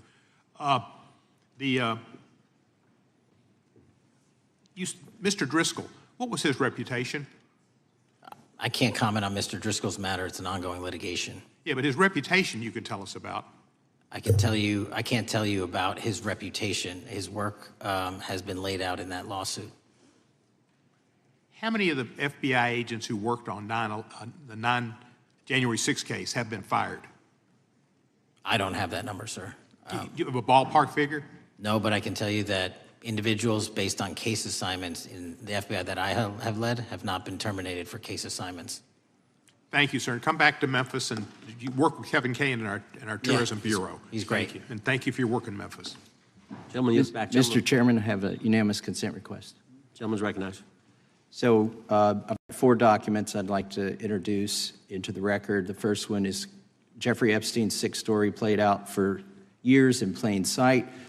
And Acosta is quoted in here saying, "I was told Epstein belonged to intelligence and to leave it alone." The second document is entitled, "What Epstein's Bodyguard Warned About His CIA Connections." The third document is from Fox Digital. It's titled, "Epstein's Private Calendar Reveals Planned Meetings with Obama Admin Official CIA Chief." And the last document is Wall Street Journal article that highlights Ehud Barak's 36 meetings with Jeffrey Epstein. He was the former Prime Minister of Israel and head of military intelligence for Israel. It may have held that title when he met Epstein, and then, yes. Without objection, the gentleman will hold for a second. The gentleman from Maryland is recognized. Thank you, Mr. Chairman. Just one UC request. This is Judge Engelmeyer's decision from August in U.S. versus Epstein, stating the government's 100,000 pages of Epstein files dwarfs the 70-odd pages of Epstein grand jury materials. Without objection, the gentleman from Kentucky is recognized for 5 minutes. Thank you, Mr. Chairman. Director Patel, I watched some of your Senate hearing yesterday when Senator Kennedy asked you, "You've seen most of the files. Who, if anyone, did Epstein traffic these women to besides himself?" You replied, according to the transcript, "There is no credible information that he trafficked them to anyone else." You also said somewhere in the hearing and here today that the problem is that the case files are constrained by limited search warrants from 2006 to 2007, and that the non-prosecution agreement hamstrung future investigations. Those constraints only apply to Southern District of Florida. They do not apply to Southern District of New York, the location of the 2019 sex trafficking indictment, which produced many things, including a series of FD 302 documents. According to victims who cooperated with the FBI in that investigation, these documents in FBI possession, your possession, detail at least 20 men, including Mr. Jess Staley, CEO of Barclays Bank, who Jeffrey Epstein trafficked victims to, victims including minors, such as Virginia Roberts Giuffre, may she rest in peace. That list also includes at least 19 other individuals, one Hollywood producer worth a few $100 million, one royal prince, one high-profile individual in the music industry, one very prominent banker, one high-profile government official, one high-profile former politician, one owner of a car company in Italy, one rock star, one magician, at least 6 billionaires, including a billionaire from Canada. We know these people exist in the FBI files, the files that you control. I don't know exactly who they are, but the FBI does. Have you launched any investigations into any of these people, and have you seen these 302 documents? Sir, I have asked my FBI agents to review the entirety of the Epstein files and bring forth any credible information, and we're working with Congress not only to divulge that information and produce it to you, but any investigations that arise from any credible investigation will be brought. There have been no new materials brought to me launching a new indictment. So is the loophole here, or is it your assertion that these victims aren't credible, that the 302s maybe didn't produce credible statements that rise to a probable cause? It's not my assertion, sir. It's the assertion of 2 different United States attorneys' offices from 3 separate administrations who investigated those same materials in lifetime. Are the 302 documents in the FBI's possession? They reviewed all that, yes, sir. And so have you reviewed those 302 documents where the victims name the people who victimized them? If I personally know, but the FBI has. So how can you sit here and in front of the Senate and say there are no names? I said all I named one information- today. I said, we are not in the practice at the Department of Justice and FBI of releasing victims' names. That is not what we do. We are also not in the habit of releasing incredible information. That's not what we do. But multiple authorities have looked at the entirety of what we have. Okay, I got to move on here. Were you present when the AG had the White House event when she released the binders to the social media influencers? I was, yes. So if you're willing to meet with social media influencers who stood to benefit from the sensational and sad stories of these victims, will you meet with the victims as well? The FBI will meet with anyone who has new information. Will you personally meet with them? The FBI and the professionals who are handling the cases will. Were you instructed that it was important to release the documents to the Oversight Committee on the day of my introduction of the discharge petition to release these files? I don't know what day that was, so no. Well, they were released that day, and there were victims' names who weren't redacted because they were in such a rush, and the victims are not happy about that. Have you investigated any of the CIA connections? Have you seen the CIA file on Jeffrey Epstein? And if you wanted to see it, would they show it to you? Well, I can speak for the FBI, and that's presuming there's a CIA case file. And I've reviewed everything that the interagency, not I, the FBI, that was provided to us. Would you be willing to look at the CIA file on Jeffrey Epstein? If there is such a file, and if it has not already been turned over to the FBI will look at any new investigative leads. Have you made any progress on the pipe bomb investigation January 6th? And have you made any progress on the motive of the Las Vegas shooter? As to the first, it's an ongoing investigation, and we have made progress. As to the second, sir, I'll have to get back to you. All right, thank you. I yield back. Mr. Chairman, I have a unanimous Gentleman consent yields request. back. Unanimous consent request from the gentleman from New York. I ask unanimous consent to introduce an unsigned memorandum from July 7, 2025 that says we did not uncover evidence that could predicate an investigation against uncharged third parties with the insignia of the Department of Justice and the FBI. Without objection. Mr. Chairman, I have a unanimous Gentleman from Georgia. consent request. It's a article entitled DOJ Deletes Study Showing Domestic Terrorists Are Most Often Right-Wing. Without objection. Thank you. The gentleman from Georgia is recognized for 5 minutes. Thank you, Mr. Chairman. Director Patel, thank you for being here today. I want to first talk about the significant role that the FBI plays in combating the national security threats posed by our nation's greatest threat, our nation's greatest security threat, China and the Chinese Communist Party. It's a fact that China is America's most significant national security threat, isn't that correct? I would say so, sir. And you would agree with me that China wants to dominate the United States of America? I think that's largely their plan. And they want to dominate the world, both militarily and economically, isn't that correct? I think so. And sir, you've been FBI director for the last, 8 months? 7 months, yes. 7 months, and during that time, have you held any stock in any companies founded in China? I don't believe so. Well, you do own stock in a company known as Elite Depot, don't you? Which one, sorry? Elite Depot. You own stock. I think that's, I'll have to get back to you. I think it's a law firm and it's a company out of Singapore. Okay, well, no, the company out of Singapore, which is owned by Elite Depot, is the Shein Company, which was founded in China, correct? That company operates out of Taiwan. Well, they changed their headquarters from China back in 2022 to Singapore for tax purposes, but it's owned by a Chinese billionaire. I think his name is Charlie Zhu, and you own stock in the company that owns Shein. Which I disclosed during my confirmation process. You certainly did. And now, do you still hold that stock in that Chinese company?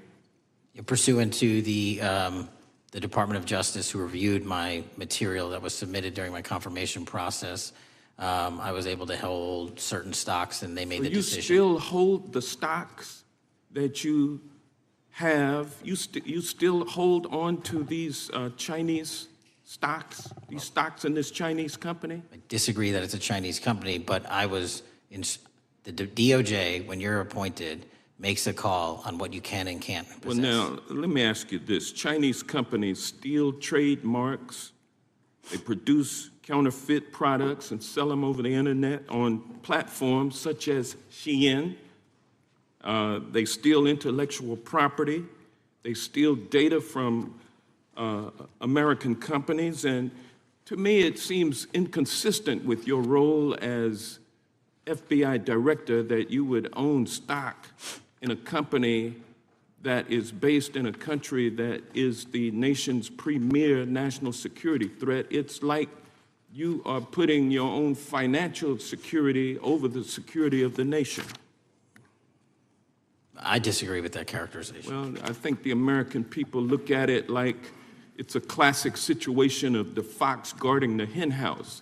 If the FBI is charged with investigating espionage, economic espionage by companies controlled by the Chinese Communist Party, and you are the director of the FBI, you've got a conflict of interest. Sir, I would just show if there's any intimation that I'm against. Why are you holding on to this stock? It wasn't a decision I made. And it's valued at up to $5 million as of when you last reported, correct? $5 million in stock? No, I don't follow it. You don't follow it, but you're still making money off of it. I don't have any money off of anything. Well, what I have done... Trump's trade policies directly impact the value of that Chinese stock. Won't you agree with that? Which trade policy? I'm not a trade expert. Okay, all right. But I want to tell you this. Crazy on me today. Let me ask you this question. Why are you hiding pedophiles? Why are you shielding pedophiles? Why are you protecting pedophiles? That is maybe the most offensive thing you could say to me, given the numbers. Well, you have not released the Epstein numbers files of pedophiles. You were aware of the Epstein client list that was published in the 18,000. The gentleman has expired. The gentleman yields back. Can I answer the question? Can I just respond? Of course, the gentleman can answer the question. Since I took over the FBI, there has been a 33% increase. Sir, all of that started under Christopher Your Wray. time is done, but no, it didn't. The witness gets to answer the question, and then we'll go to our next FBI director, sir. And you're coming in here trying to take credit for something that a previous director instituted and largely brought to conclusion. I take no I think it's credit. been clear that the director has numbers are so much better than the previous director. It's Director Patel, if you want to answer the question. I take no credit. The men and women of the FBI have seen a 33% increase in the number of counterintelligence arrests out of the PRC. And so all of a sudden, when you coming in 7 months ago, gentlemen's time has expired. And on the pedophile accusation, go for that. we have arrested 1,500 child predators in the last 7 months. Under investigations initiated by the prior Appreciate the director's good work, and we really appreciate that the time of the gentleman has expired. We now go to the gentleman from Texas. I thank the chairman. I thank the FBI director for coming before the committee. I assume the FBI director, Mr. Patel, I believe you probably agree with me that there is a significant organized effort on the left side of the political spectrum to advance criminal organizations being able to put more criminals out on the streets. That what we've seen this in daily action. Are you familiar with the report that came out this last Monday from the Law Enforcement Legal Defense Fund? I'm not familiar with that, sorry. So this report came out this past Monday, and it said that significant amount of the money flowing out of George Soros and other leftist organizations and funders has been funding DAs and prosecutors, and quote, many of these DAs had never managed an office, prosecuted a criminal case, developed organizational policies. In dozens of America's largest cities and counties, this report finds these progressive district attorneys have outsourced core parts of the American criminal justice system to activists and political donors, taking direction and advice on everything from staffing decisions and communication strategy. Organizations is a complex web of donors going in through these organizations to put radical DAs and prosecutors out there, putting criminals on the streets. Does the FBI director agree that this exists and is a problem? I will accept the factual representation, and if that exists, it is a problem. The organizations such as TIDES, the Fair and Just Prosecution, Brenner Center for Justice, Partnership for Safety and Justice, the Vera Institute of Justice, the amount of dollars flowing from George Soros through and to these organizations and to the various prosecutors that have resulted in increased crime on our streets, including the brutal murder of the Ukrainian refugee in Charlotte. I bring that up because that is one component of the problem. In addition, we have an organized effort targeting our border. The NGOs, the nonprofits and the deep pockets, the United Nations, charitable organizations, and a long list of over 250 organizations that the Center for Immigration Studies put out that lays out a complex web of organizations that were moving people into our country, knowing that they're dangerous, knowing that they're criminal, associated with taxpayer dollars flowing through the United Nations and donor dollars flowing through organizations, including ostensibly religious ones, putting these dangerous individuals on the street that resulted in fentanyl in our communities, that resulted in the death of Jocelyn Nungare, of hundreds, thousands even, as the director testified, 100,000 people dying from these narcotics every year. All of this in an organized effort, a complete effort by the radical left to use taxpayer dollars and these dollars to put people on our streets. In addition, the extent to which we've seen now with the Southern Poverty Law Center and their hate map targeting, for example, the Family Research Council, where we had a shooting right here in D.C. over a decade ago, putting Charlie Kirk, putting a target on TPUSA, Antifa, other radical organizations that are very specifically organized in targeting conservatives and ordinary Americans.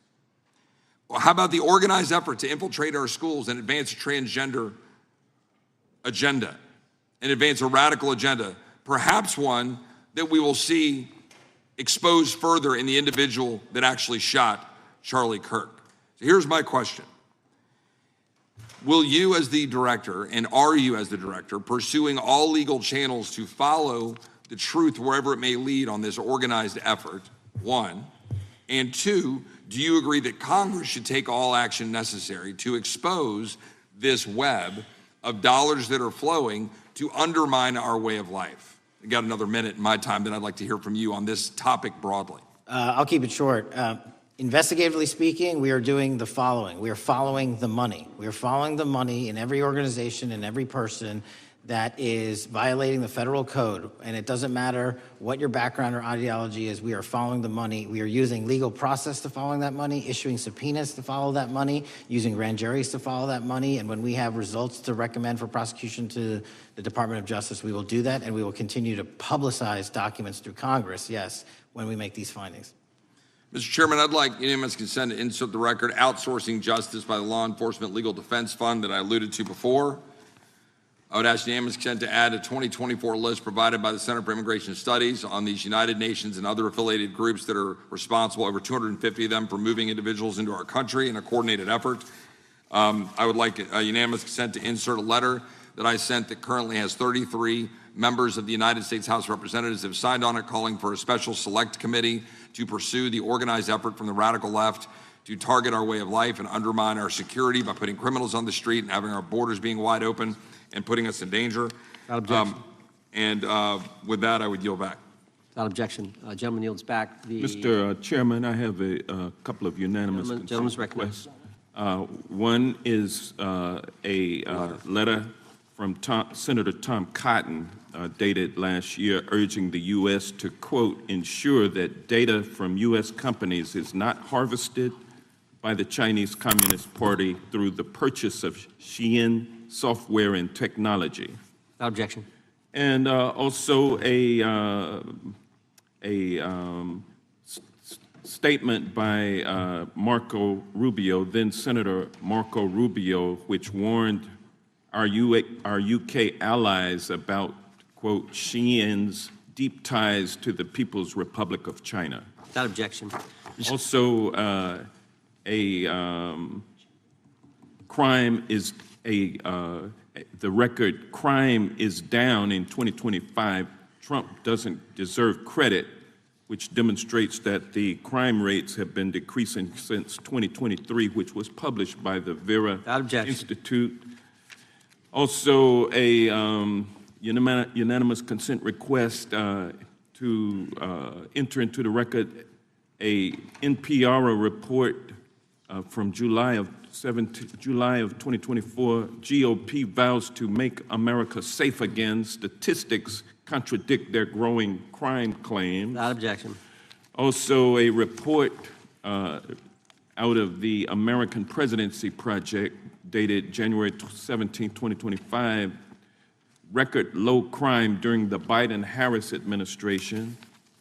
Without objection. Also, Joe Biden is correct that violent crime is near a 50-year low, which was a PolitiFact publication of May 2024. And last but not least, a FBI releases 2024 reported crimes in the nation statistics. These are FBI statistics published on August 5th, 2025, which details decreases in murder, rape, aggravated assault, and robbery in 2024. Without objection. Gentleman from Kentucky is recognized for unanimous consent. Mr. Chairman, I ask unanimous consent to submit two sets of documents. The first is a series of emails from the victims of Jeffrey Epstein. They are making FOIA requests to get their own FBI files and not having any success. So I want to bring attention to that by submitting that to the record. The second document that I want to submit to the record, for the record, I know we don't usually read these. This one's not readable. It's completely redacted for the most part, the first 50 pages. This is actually the search warrant that was served on James O'Keefe for a diary that he had already given to the government 2 months before. And as it turns out, there were no indictments here, yet he still doesn't know why he was raided, and I think he deserves to know. So, Without objection. Thank you. The chair now recognizes the gentleman from California. Director, the first time you saw Donald Trump's name was in the Epstein files. Did you close the files or keep reading? I have reviewed not the entirety of the files, so I have. You haven't reviewed all of the Epstein files? Personally, no. You're the director of the FBI. This is the largest sex trafficking case the FBI has ever been a part of. Buck stops at the top, and your testimony today is you have not reviewed all of the files. What I've been doing is been busy providing the safest country this country has seen in modern U.S. history in historic speed, because the men and women of the FBI are given the resources to reduce the homicide rate, to reduce the drug trafficking rate, to reduce the amount of children that are being trafficked, and the number of pedophiles. It sounds like those children being trafficked would appreciate the director reviewing the files. You said you don't know the number of times Trump's name appears in the files, so it could at least be 1,000 times. Is that right? The number is a total misleading factor. We have not released anyone's name that we have not released anyone's name in the Epstein files that has not been credible. Director, could it at least be 1,000 times? We have released every piece of legally permissible information. Okay, you can characterize the numbers however you want it. Reclaiming my time, Director. It sounds like if you don't know the number, it could at least be 1,000 times. Which It's not. means It's not. Is it at least 500 times? No. Is it at least 100 times? No. Then what's the number? I don't know the number, but it's not that. Do you think it might be your job to know the number? My job is to provide for the safety and security of this country. My job is not to engage in political innuendo so you can go out to the sticks and get your 20-second hit in your fundraising article. Director, keep going, reclaiming your time, because the people of California are being underserved by your representation. If the president is not implicated, why not release everything that involves him? We have released everything, the president and anyone else's side, that is credible and lawfully be able to be released. Your fixation on this matter and baseless accusations that I'm hiding child pedophiles is disgusting. Anyone that says that needs to look at the stats alone and go back to the state of California, who's receiving the biggest surge in FBI resources through my redeployment, because the cities of Los Angeles, San Diego, and San Francisco need it. Director, remembering your oath to tell the truth, did you ever tell Donald Trump his name is in the files? I have never spoken to President Trump about the Epstein files. Did you ever tell the Attorney General that Donald Trump's name is in the Epstein files? The Attorney General and I have had numerous discussions about the entirety of the Epstein files and the reviews conducted by our team. Did you tell the Attorney General that Donald Trump's name is in the Epstein files? And we have released where President Trump's name is in the It's a simple attorney's question. file. Did you tell the Attorney General that the President's name is in the Epstein files? During many conversations that the Attorney General and I have had on the matter of Epstein, we have reviewed. The question is painstakingly simple. Who Did you can tell the Attorney General that Donald Trump's name is in the Epstein files? Yes or no? Why don't you try spelling it out Yes if you're or going to mock no, me? Director? Use the alphabet. Yes or no? No? A, B, C, Director, D, E, F? it Don't wanna sounds do like it? you don't want to tell us. Did you tell the Attorney General that Donald Trump's name was in the Epstein files? Why don't you try serving your Director, constituency did by you tell the focusing on Attorney reducing General that violent Donald crime in this Trump's name- country and the number of pedophiles that are Director, illegally reclaiming my harbored in time, your Director. sanctuary cities in Director, California? reclaiming I'll my work with time. you on that. Do Regular you wanna order, Mr. work with us Chairman. on that? Director, Time reclaiming my belongs to the time. gentleman from California. Did you tell the Attorney General that Donald Trump's name is in the Epstein files? The question has been asked and answered. You have not answered it, and we will take your evasiveness as a consciousness of guilt. Director, did Donald Trump ever say to you, just find and release the entire truth? Don't worry if I'm in it. The instructions from the administration were to release all credible information, and we have done that. Did Donald Trump ever provide information about Jeffrey Epstein as an informant? Donald Trump has not been, and I can only speak for the FBI, an informant of the FBI. So, Director, you've played this cute shell game where you say you can't release everything because the court has said that it legally is not allowed to be released, but the court calls bullshit. Judge Richard Berman said that when you went to the court, quote, information contained in the Epstein grand jury transcripts pales in comparison to Epstein investigation information and materials in the hands of the Department of Justice. So let's move on, Director. You wrote a book called Government Gangsters. You identified 20 individuals in that book. You put me on that list at the top of the list. Thank you. My children find it flattering. 20 of those individuals have been investigated or have had adverse actions.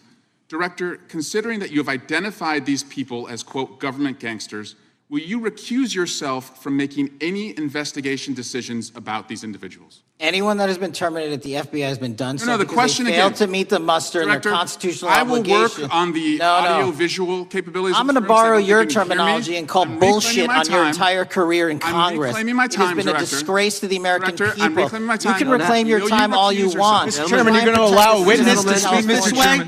Mr. Chairman, would you give recuse yourself, Director? The gentleman has no time Mr. to Chairman, would you Mr. Chairman, admonish the point of- witness not to insult members? The gentleman has no time. Mr. Chairman, the just committee will remember. quick point of order. Could the gentleman be extended an additional 20 seconds to complete his thoughts since the witness decided to interrupt him continuously? And the witness will be able to respond if he wants. We'll make sure Thank he has you. time to do that. My question Gentleman, is, continue. will you, Director, recuse yourself, yes or no, from investigating or making decisions about the 60 individuals, including myself, that you identified as government gangsters? Yes or no? Time of the gentleman has expired. The witness may respond if he would like. And the answer was no, as I heard. Correct. Okay. The gentleman from Wisconsin, the gentleman yields back. The gentleman from Wisconsin is recognized for 5 minutes. Thank you, Chairman. Thank you, Director Patel, for being here today. I wanted to talk a little bit about the assassination of Charlie Kirk and the FBI's subsequent investigation. I know it's really sensitive, and you can make the call as to whether or not, obviously, it's something that you can respond to, but I think it's still fresh on many people's minds. I want to congratulate you and Utah law enforcement for the work you did in identifying the suspect and apprehending him. According to public reports, and I think this is what maybe it's, I still have questions about, and maybe the public does. According to public reports, the alleged shooter arrives on the Utah Valley University campus nearly 4 hours before the shooting. Was that your understanding? Is that kind of...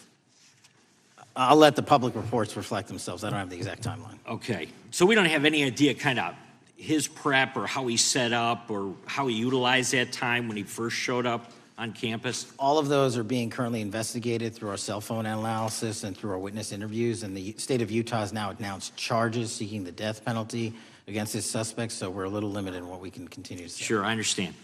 And the suspect, like you referred to, is then captured on security footage jumping off the roof of the alleged shooting location, the Losey Center.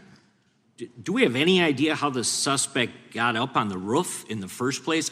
I think for members of Congress, especially after Butler and Pennsylvania, it's just unimaginable that there could be some type of security breakdown prior to an event of that size where somebody could access a rooftop.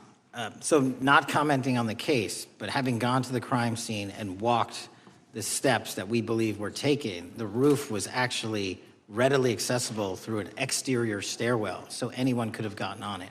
Okay.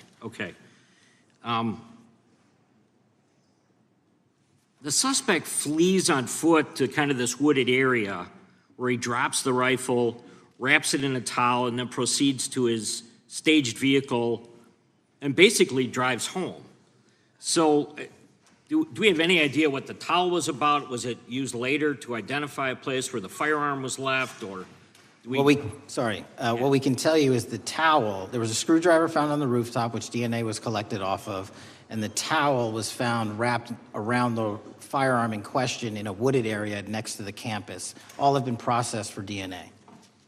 And then, according to the suspect's roommate, there were allegedly messages on instant messaging platforms, specifically Discord, suggesting the towel may have been used to identify that weapon's location. So the public reports have suggested that the shooter acted alone.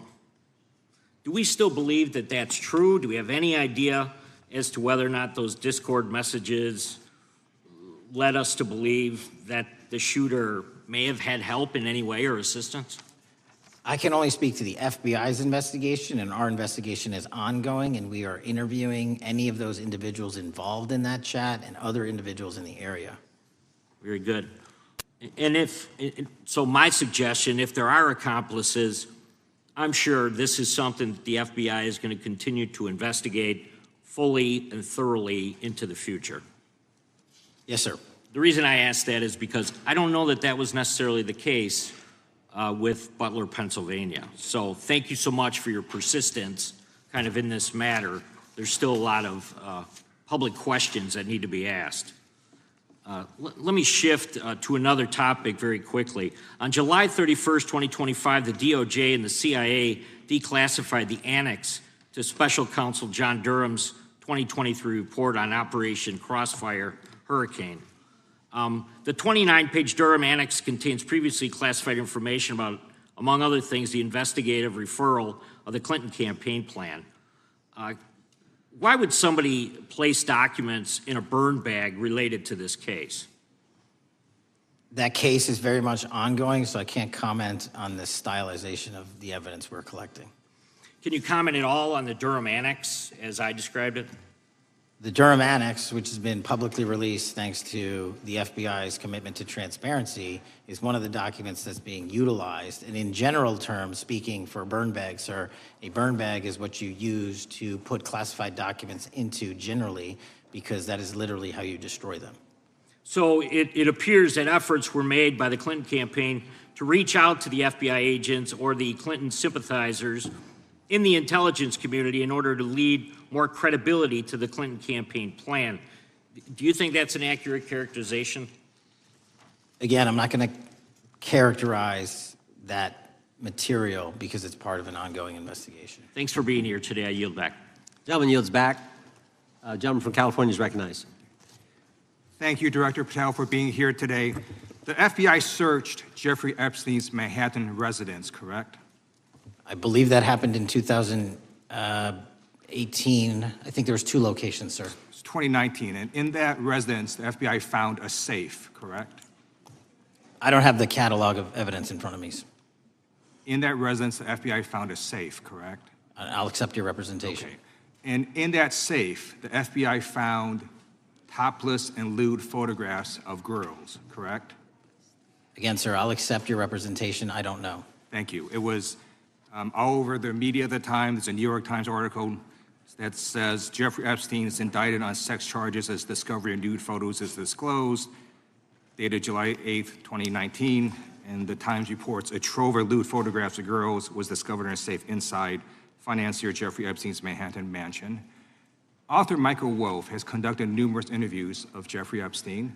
I'm going to play for you a video clip of what Michael Wolff said Epstein told him was in the safe and what he showed the author was in this safe. So let's please play that clip now. Elected. And I was sitting talking to Epstein, and he said, "Wait a minute, I got to show you something." And then he went into his safe, and he came out with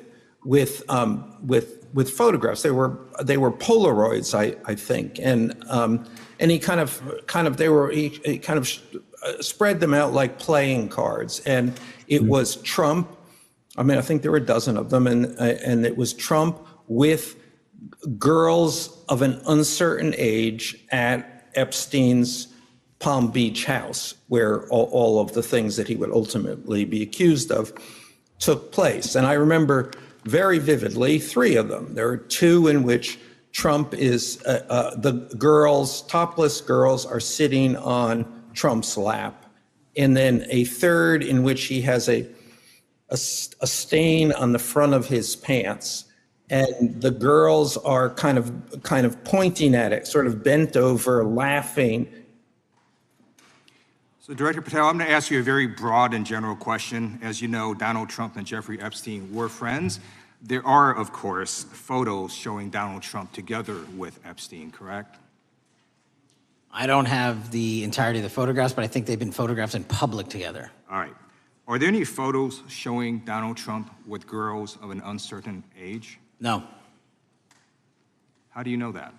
Because that information would have been brought to light by multiple administrations and FBI investigators over the course of the last 20 years. Well, you know what? That's just not true, because no one knew about the creepy birthday message that Donald Trump wrote to Jeffrey Epstein until the Wall Street Journal disclosed it, and then all of a sudden, the Epstein estate provides it to Congress. Well, so certainly, you weren't there at the search. You don't know what Epstein may or may not have done with those photographs even prior to the search. Maybe someone has it. Maybe the Epstein estate has it. You raise a great point. So I'm going to ask you, have you asked to talk to Michael Wolff? You raise a great point. I haven't personally asked to talk to Michael Has the FBI asked? But the FBI, I'll get back to you if the FBI specifically so Michael Wolff has ever. About 100 hours of testimony of Jeffrey Epstein. Wouldn't it be good for the FBI to interview Michael Wolff? I'm not saying they haven't. I just don't know. Has FBI subpoenaed the tapes that Michael Wolff has conducted of Jeffrey Epstein? I don't know. All right. So if you could provide us an answer, that would be terrific. Sure. Well, let me ask you this question then. Have you looked at all the photos in Epstein files? I have looked at all the information that the investigators who investigated this case have provided to run out credible leads. And in the Epstein file, was there that creepy birthday message that Donald Trump had written to Epstein? No, that's what I was trying to tell you. You raise a great point. The estate of Jeffrey Epstein has a voluminous amount of information that they have not released before. Okay, so that's great. So wouldn't it be great if FBI subpoenaed the estate of Jeffrey Epstein for all that information? The estate is under no obligation to provide that material, even pursuant to a subpoena. That's a great point. Yeah, that's just false. Okay. That's just false. You're the frickin' FBI. You can subpoena the information from the estate, and you better do that. That's literally not how it works. I'm going to move on now and talk about Epstein's client list. You confirmed that it exists. Attorney General Pam Bondi confirmed earlier this year that it exists. So I just want to ask you a simple question. Is Prince Andrew on Epstein's client list? The material related to Prince Andrew has been made public. Is Prince Andrew on the client list? We have released the index of names that were in Jeffrey Epstein's. Is Donald Trump on Epstein's client list? The index has been released, and the index will speak for itself. So I'm just going to say, America, there's a huge red flag. The FBI director could not answer whether Donald Trump was on Epstein's Gentleman's time client has list. expired. I Chair now recognizes the gentleman from Virginia. Thank you, Mr. Chairman. I want to thank the director for being here and for his work over the last several months, removing the taint of partisanship that has infected the intelligence community over the past several years under the last administration, under the last several directors, standing up for law enforcement, standing up for the brave men and women who work in your agency. But to set the record straight, we have to correct the record. And the record early days of the first Trump administration saw a dramatic spike in news stories that contained sensitive and sometimes classified details about the FBI's bogus Russia probe, about a leak a day. It's unacceptable that senior FBI officials coordinated to leak classified information to try and harm President Trump. Documents produced to the committee in August of this year revealed that the FBI interviewed a former Intelligence Committee staffer who gave details on a systematic process through which leaks of classified information were affected by then Chairman, now Senator Adam Schiff. Were these findings escalated within the Bureau's chain of command, and if so, to what level? Sorry, were the findings escalated? Were these findings that were given to us escalated within the Bureau's chain of command, and if so, what level? Did you receive this information? That entire matter is currently under investigation by the people at the FBI that handle leaks of classified information. All right, it's good to know that there is an ongoing investigation. Can you tell me whether these leaks to the media compromised any ongoing FBI investigations during the Trump-Russia probe? I can tell you, generally speaking, the leaks of classified information are detrimental to any work the FBI is doing. Now, former Director James Comey testified before the Senate Judiciary Committee that he had never been an anonymous source, nor authorized anyone to be an anonymous source in news reports about matters relating to the Trump investigation or the Clinton investigation. Was Comey's testimony true? In reference to Director Comey, I'm very limited in what I can say because of what the current status of those matters are with the FBI and the Department of Justice. When I am able to make those public, I will. Can you tell me if there's an ongoing investigation there? Again, without identifying any individuals related to the information you're generally speaking about, there is an ongoing matter that has been under review by the Department and the FBI for some time. Because we know that the documents that we received last month revealed that former Director Comey used Columbia University law professor as a conduit to leak stories to the media that contained classified information. Let me move on to the way that the FISA process was weaponized by past directors. Prior to your confirmation, you raised concerns about government misuse of FISA, including Section 702, stating that FISA was in need of major reform. Specifically, you highlighted that the Fisk report that the FBI had conducted 278,000 improper searches of the FISA database. Do you remain concerned about governmental abuse of FISA in Section 702? I'm always concerned, but what we've done since I became FBI director is implement new audit systems. We are nearing 100% review of the 702 query system that you are specifically referring to, and we've also eliminated anyone that has ever touched that database that has in any way made a mistake, whether intentional or not. And we have also identified a system in which those going forward who misuse the 702 system, they don't get 2 strikes. They get 1 and you're done. Okay, I'm glad you mentioned you're continuing to audit because, as you know, in May, the New York Times reported you closed the FBI's Office of Internal Auditing. Can you explain why you decided to close this office? Yeah, because under the new restructuring of the FBI, to save resources, there were 2 different places doing the exact same thing. We have a specific division dedicated to audits. I didn't need another audit system doing the audits again. And so we folded some of those folks with their expertise into our specific division and then took the rest of those folks and are moving them out across the country. Under previous FBI leadership, FBI agents were found to have lied to the Fisk. There have been hundreds of thousands of violations of the querying standards. In light of past violations, what action is the FBI taking to ensure that similar abuses do not occur in the future? Exactly what I've outlined. You cannot have access to the 702 query system if you improperly queried that system at all at any time in your career. Okay, at a Senate hearing 2 years ago, your predecessor, Director Wray, testified FBI had previously purchased U.S. phone geolocation data for a specific national security pilot project and further stated that the project had not been active for some time and that the FBI relies on court-authorized process to obtain location data from companies. Does the FBI purchase location data or any other data of Americans from data brokers? I don't believe so, but I'll get back to you. Thank you, that'd be important. I appreciate that. I yield back. Gentleman yields back. Gentleman from Washington is recognized. Thank you, Mr. Chairman. Mr. Patel, before you joined the FBI, you had very strong opinions about what the FBI was hiding regarding Jeffrey Epstein. In a September 2023 interview with Glenn Beck, you said, the black book is under the, quote, direct control of the director of the FBI. In December 2023, you said, let us know who the pedophiles are. Even for a short time after becoming FBI director, in February of 2025, you tweeted, quote, there will be no cover-ups, no missing documents, no stone left unturned. In June, you told Joe Rogan, quote, we've reviewed all the information, we're gonna give you every single thing we have and can. But then suddenly in July, everything changed. You and Attorney General Pam Bondi released one video and said that there was nothing more to see. Your July memo says you uncovered more than 300 gigabytes of data and physical evidence, but that you had decided no further disclosure would be appropriate or warranted. That is a quote.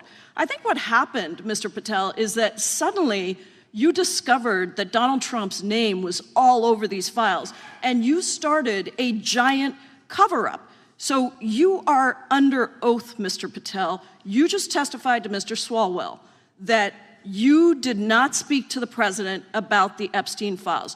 To your knowledge, did Attorney General Pam Bondi speak to the president about what was in the Epstein files? I can't speak for Attorney General Pam Bondi. So to your knowledge, you don't have any information. The question was, do you have any knowledge? Do you have any knowledge? I can't speak. You are refusing to answer the question, so let me tell you that the Wall Street Journal reported that in May, Bondi told Trump that he was in the Epstein files, and at the same meeting said that the DOJ did not plan to release the files. Yesterday, you testified to Senator Kennedy that there was, quote, no credible information that Epstein trafficked girls to anyone else, and that you have, quote, continuously and publicly asked the public to come forward with more information, and we'll look into it. Today, in response to Mr. Massey's question, you appear to say that the survivors were not credible. These are survivors. That's not at all what I said. Okay, great. I'm going to ask you this in a second, but let me tell you about the survivors, and let's bring them up here into the room. These are women who came to the Hill and testified that they were groomed and raped at the age of 14 and 16 years old, and they called to meet with the president and to meet with the FBI and to have people investigate their claims. Some of them have never testified before. If you are so interested in getting the public to submit any information, why have you not met with them? You said you haven't met with them. Have you met with them? I'll give you one more chance. My job as the FBI director is to Is the invite all answer yes or investigative no leads. to whether or not you met with these women who were sexually abused and raped? Any insinuation by you or any What people is on the your an- side that I am not manhunting child predators and sex traffickers, just look at the Mr. stats. Patel, And you talk Mr. about Chairman, cover-ups, man. Mr. Chairman, you this talk is about my time, cover-ups. and I will take Why as much time as I Where were want. you during the Instruct Obama the and witness, Biden Mr. administrations Chairman. when these so-called Instruct the cover-ups were witness. going on? Mr. Why didn't Chairman. anyone in those administrations talk to any of these Mr. purported Chairman. witnesses? Let's I get have some regular order, Mr. every Chairman. single person to provide credible information. Time belongs to the gentlelady from Washington. And I'm but going when to you- take when another you couple accuse of the minutes. witness of something, he's allowed to respond. That's how it works. You say Listen, something, he didn't you even, say excuse me, Mr. Mr. Chairman, Chairman, you have point always of been order. fair, but this and is I'm not being fair. fair, and you will get No, your- this you will is get my your time. and he You will give the said gentlelady that the a few witnesses additional were not credible. seconds of time. I'm going to get an additional minute of time because No, that's you'll how get much time you he won't took. get a minute. You'll get some seconds. What we think is under 5 minutes. You don't get to demand how Mr. much time you Patel. get. That's not how it works. Mr. Patel, are the victims of the Jeffrey Epstein horrific trafficking ring, are they credible? Any person with information about ongoing I sexual didn't. trafficking. I'm asking you if they're credible. Ma'am, I'm Are commenting they on the credible? evidence we have. But And we have routinely asked for people to come forward with more evidence, and we will look at it. And the evidence that we have was the same evidence that the Biden and Patel, Obama Justice Departments Mr. had. Patel, And they this is determined, not new. me, they determined that that Chairman, information was not Mr. credible. Chairman, he's not letting me even ask my questions. You This is ask the ridiculous. questions, he gives an answer. You may not like what he says, No, but that I'm doesn't mean you get to asking- he's not interrupt answering him. my question. Mr. Chairman, have could an- we restore the gentlelady 45 seconds so she We can will give complete her her question? additional 30 seconds, which is what I said I'm earlier. going to keep taking my time because you'll take here's the the time thing. that you get. You get are 30 not seconds. answering the question. The question I is, have. You just is don't like the these answer. women are these women credible? It's a yes or no answer. I have answered the question. Well, and what is the keep telling answer? you, I'm the only FBI director that has welcomed new information in this case. This You're administration is the only one that has welcomed any new information in this Is there case. a yes or no to whether Present the new credible victims are credible? information. Present new information. Are the victims credible victims- or not? I'll tell you what happened in the last Trump administration. Are they credible or not? You can't even Victims say. credibly came forward, and you know what happened? President Trump authorized the indictments of President Jeffrey Trump Epstein, called not them a Biden, hoax. not Obama, President Trump no one else. called the entire thing a Democratic hoax. So I would like to ask The gentlelady's if time has you expired. will I gave her the additional if 45 you- seconds she if you requested. will The meet- gentlelady yields back. The gentleman from Mr. New Chairman, Jersey is I would like recognized to for his ask if 5 you would minutes. meet with the women who were sexually time does not belong. abused and raped and groomed time does at not the belong ages to the of gentlelady from 14 Washington. and The time now 16 belongs- years old. Are the you time- going to cover up? No, I'm Are not you gonna- going to I'm continue gonna to recognize cover the up gentleman for from the New Jersey rich for and his 5 minutes. powerful men, including those that might be on this committee? I can yell Or too, are Mr. you Chairman, going but I don't want to yell allow above them this. to The time belongs testify? to the gentleman from New Jersey. I Are you appreciate the going to allow gentlelady them to yielding testify, back. Mr. Patel? Go ahead. Will Mr. you Angelo. allow them to testify to you, Mr. Patel, Mr. Patel, thank you for being here. I know it's been an interesting and difficult 2 days. And I wasn't going to talk about the Epstein thing because there's a lot of other issues that affect the FBI, but I have to say a few words. I've sat here, I've listened to this, I've watched it, and you know, my Democratic colleagues are so concerned now, Mr. Patel, all of a sudden. Where were they last year? Where were they the year before? Where were they the year before that? Where was the last president in any of this? All I know, the only thing I see is a single letter from the ranking member that was sent in 2019 that he didn't like the plea deal, and some people signed on to that. Most of the truth, the real truth, let's be honest, let's be intellectually honest. The real truth is we didn't hear from them at all. Anybody of them. Hardly any of them ever mentioned it. Some of them didn't mention it at all until the beginning of this year. Earlier in the year it started. Not one Democrat asked Director Wray. We all remember Director Wray was here. Not once, not twice, multiple times. Nobody asked Director Wray about Epstein before this committee. Nobody was that concerned. Where was the concern for the victims then? Where was the moral righteousness then? Where was the outrage then? Where was the sense of duty then? Where was the desire for accountability then? Where was the urgency for justice then? Most of all, where the hell was the integrity then? You know what the truth is. Let's just say it, man. Tell the truth time. The truth is, it's politically useful for them to try to do this now, even though they didn't give a damn about it in the past. And you know what? That's an insult to the victims, and that's an insult to America. Continue to do the work you're doing. Continue to uncover what needs to be uncovered. One real quick thing before I say anything to 9/11. We know that was mishandled by the past director and by the past FBIs. There are family members here. There are family members who are concerned. God Almighty, we want to get to the truth of that. I ask you, please, to meet with them, to talk to them, and to investigate this with truth. You know, in the Biden administration, we went through a very dark and difficult period of time. The FBI trust was broken with the people. Catholics were, this is the stuff we've been talking about, were labeled radical threats for praying in their churches with their rosaries. Parents at school boards were called terrorists for standing up for their children. Hindu holy men in New Jersey. We have the largest Hindu temple in the world. They were attacked. They were put up against the wall with guns to their heads. So it isn't just a Catholic or Christian thing. American Jews were targeted in colleges and universities, and a lot of folks in the FBI, in the past FBI, not this one, didn't give a damn. We can't go back to targeting religion. We can't go back to silencing free speech. The Biden administration did that. So I got questions for you. Hopefully thoughtful questions that you can answer for us in a thoughtful way.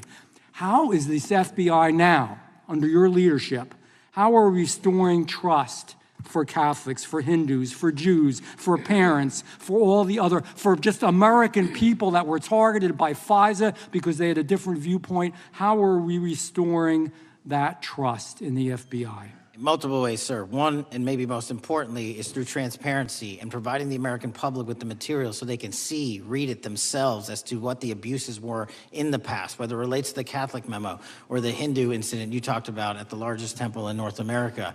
Any institution of faith and any member of faith will not be investigated by this FBI because they are men and women of faith ever, period. And nor should they. Nor should they. I don't mean to interrupt you, but my God, of all the amendments to the freedom of speech, freedom to believe in what you want to believe in, I know you're standing up for that. Continue. I'm sorry. No, that's it. Sorry.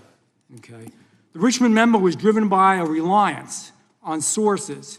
The Southern Poverty Law Center, you know, the words sound nice, but the organization's not so nice. And we've seen the Anti-Defamation League distort data that counts as violence.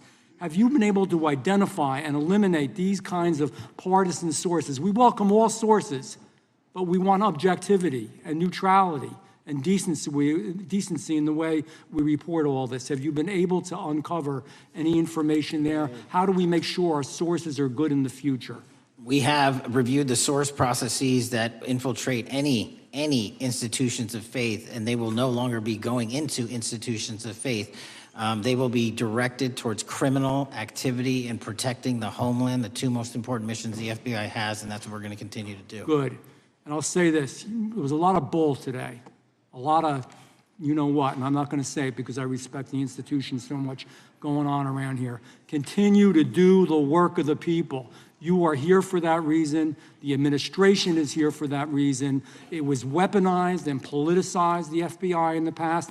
I hope to God we never, ever see that again. One of the darkest parts of American history. Thank you, Mr. Patel. I yield back. Mr. Chairman, I have a unanimous consent. Gentleman yields back. The gentleman from New York is recognized for UC. I would like to introduce a CNN article that explains how an alleged top leader of the MS-13 gang was dismissed. His case was dismissed in Brooklyn so that he could be deported back to El Salvador, even though he was charged with murder. Without objection. Mr. Chairman, I have some unanimous consent The lady from requests. Washington is recognized. I ask unanimous consent to enter into the record an article titled "Justice Department Told Trump in May that his name is among many in the Epstein files." Without objection. I have another one that is a July 2025 article by the New York Times entitled "How a Frantic Scouring of the Epstein Files Consumed the Justice Department," stating that DOJ and FBI employees reviewing the Epstein files were instructed to flag any mentions of Trump and other celebrities. Without objection. And I have another unanimous consent request to enter into the record an August 2025 article by The Guardian entitled "Ghislaine Maxwell Hinted at Epstein's Ties to Trump Officials. Why Wasn't She Pressed for Names?" stating that Maxwell told Deputy U.S. Attorney Todd Blanche that some of the, quote, cast of characters around Epstein are in Trump's cabinet. Without objection. Chair now recognizes the gentlelady from Pennsylvania.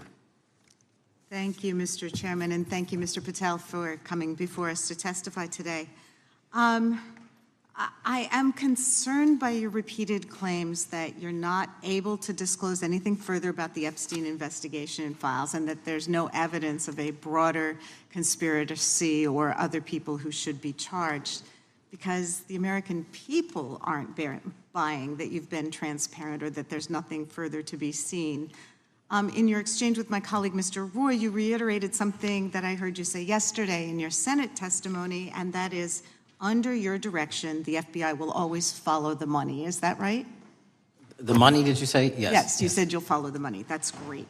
And just now you said you welcome the opportunity to investigate new evidence. So there has been significant recent reporting just in the last couple of weeks that after Jeffrey Epstein was arrested, 4 major banks flagged more than $1.5 billion in suspicious transactions connected to him that suggested a massive conspiracy related to his child sex trafficking activities. Director Patel, has the FBI reviewed the $1.5 billion in suspicious bank transactions flagged to the government relating to Epstein and his co-conspirators? I know the FBI has reviewed numerous SARs. I don't know the totality of that number. Okay, can you provide us with that number? I'll get back to you. Okay. And have you initiated any new investigation of those bank transactions since, say, September 8th, when the new reporting came out? I'll check with the Treasury Department because they're the lead on that. Okay, so Director Patel, how many individuals or entities has the FBI interviewed, subpoenaed, or compelled to testify? Can you give us those numbers with respect to these bank transactions? Not off the top of my head. I'll have to work with Treasury. Okay. We're concerned, you see, because you say you're going after child predators, but We are. obviously this is how you follow the money, is if you follow the bank transactions that apparently enabled the child sex trafficking. Would you agree? It's one of the valuable investigative tools is to follow the money. Okay. Have Jeffrey Epstein's victims have asked us to ask you whether or not you've investigated Epstein's lawyers, the lawyers who facilitated those payments? Have you subpoenaed or questioned any of those lawyers? So in 2018 and 19, what I recollect is many, if not every one of those lawyers was part of the investigation. But you weren't there at that time, I wasn't right? there. Okay. So can you get us the names and the numbers of who was investigated then with respect to those lawyers? As long as I'm allowed to release it, absolutely. Okay. Well, if we provide you with subpoenas, I assume you can release it. Is that right? We have a current subpoena and we're working with Congress to provide it.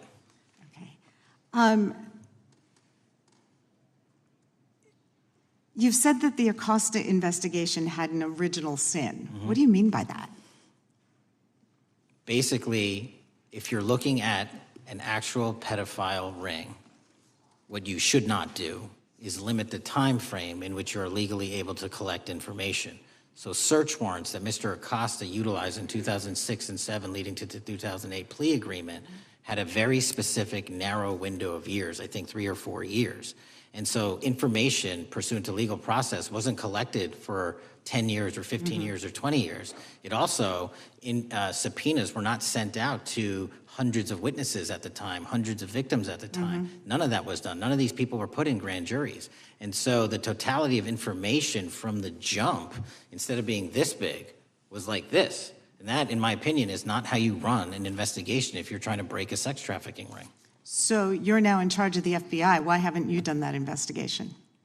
Great question, and here's the answer. Simply because I am not able to go back 20 years and collect information that the courts had decided was already subject to search warrants. They have said, this was in the investigation, there's a non-prosecution agreement out of that plea, and when the case was reopened, and this is where it comes into play, when the case was reopened in 2018 and 2019, the search warrants, again, were limited to the conduct of Jeffrey Epstein. Now, whether that's right or wrong, that's a different discussion, but I'm telling you that's the information well, we I think reviewed. that is a different discussion, and I think the discussion we'd like to have today is why you aren't following the money with respect to the broader conspiracy that it has been reported in the New York Times and elsewhere, and that if you really want to attack the issue, if you wanted to attack the issue, if you wanted to get to the bottom of it, if you wanted to disclose what really was involved in the Epstein files, the Epstein cover-up, that you would be taking very different actions that you are today. I do want to seek unanimous consent to enter into the record the New York Times September 8th, 2025 article, How J.P. Morgan Enabled the Crimes of Jeffrey Epstein. Objection. And also an article dated July 17th, 2025, in the Epstein case, Follow the Money. Objection. Okay, thank you. Gentlelady yields back. Mr. Chairman. Gentleman from Maryland is recognized. Thank you much. Pursuant to Clause 2K6 of Rule 11, I move that the committee subpoena the CEOs of 4 banks, J.P. Morgan, that's Jamie Dimon, Bank of New York Mellon, Robin Vince, Bank of America, Brian Moynihan, and Deutsche Bank, Christian Sowing, in order to get the suspicious transaction reports. These 4 banks have flagged to the government $1.5 billion in suspicious transactions related to the sex trafficking crimes and conspiracy of Epstein, Maxwell, and all of their collaborators. And as you know, Mr. Chairman, we got the SARS reports for Hunter Biden totaling around $20 million. And so these $1.5 billion in SARS reports we should get, especially since the director doesn't seem to be forthcoming. And I request that we do this immediately. I think the director's been very forthcoming. We will hold any motion to subpoena in abeyance until the conclusion of the hearing. The chair now recognizes the gentleman from Texas. Thank you, Mr. Chairman. Thank you, Director Patel, for being here. It is quite clear that certain members of this committee, they want their 15 seconds on TV, stamping and coming. Maybe it's for fundraising, maybe they're struggling in their district, they need a little bump, but they turn a committee into a clown show, and that's what we're seeing. You're being unjustly attacked today. I watched the Senate hearings yesterday. You were attacked there. We know there's an agenda. There's always an agenda. It's the same characters with the same personalities, the same objective, and that is destroy the mega movement. You're being attacked, Director, is because you're effective. You highlighted what you've been doing in D.C. with the president in reducing violent crime. You're very effective. Another individual that was very effective with meaningful debate and dialogue was Charlie Kirk. And they killed him for it. Charlie Kirk was a man of faith. First and foremost, he loved his Lord Jesus. He loved his family. Beautiful wife, beautiful children. Just a remarkable, honorable man that was silenced with this assassin's bullet. I would say if Charlie Kirk lived in the biblical times, he'd have been the 13th disciple. He'd have been the 13th disciple. We have a new committee, if you're not aware, a new select committee regarding January 6th. I'm honored to be on that committee. I'm looking forward to working with other members to expose truth, questioning federal agencies that were involved on January 6th, like the FBI, played a role, but we don't really know, Director, to what extent.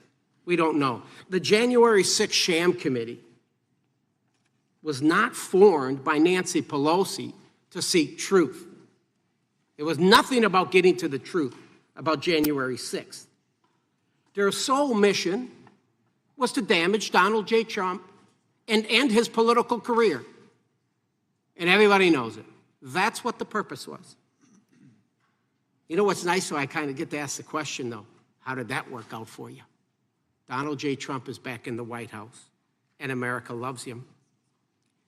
I spent 30 years in law enforcement, retired sheriff from a large county in the great state of Texas. I have seen, Director, I've seen more enthusiasm and support for law enforcement today because of what you and Donald Trump have done over the last 8 months to protect the American people. The American people couldn't count on their government to protect them. Crime is rampant. And now we have a president and an administration that puts the American people and their safety first. It's interesting, a few minutes ago, a classmate reached out to me and sent me I told him, I said, yes, we got Director Patel in front of our committee today. And Andy Kane wanted me to tell you, he said, quote, tell him we love him. Tell him we love him and all the brave warriors exposing the deep state. Kash, you're a great American, sir. You're a great American. Your work as the director of the FBI is commendable. It's commendable. And I want to thank you, sir. Thank you for your service. Keep up the good fight, brother. Don't let him tear you down. Keep up that good fight. You have it in you. With that, sir, I yield back. Gentleman, yield to me.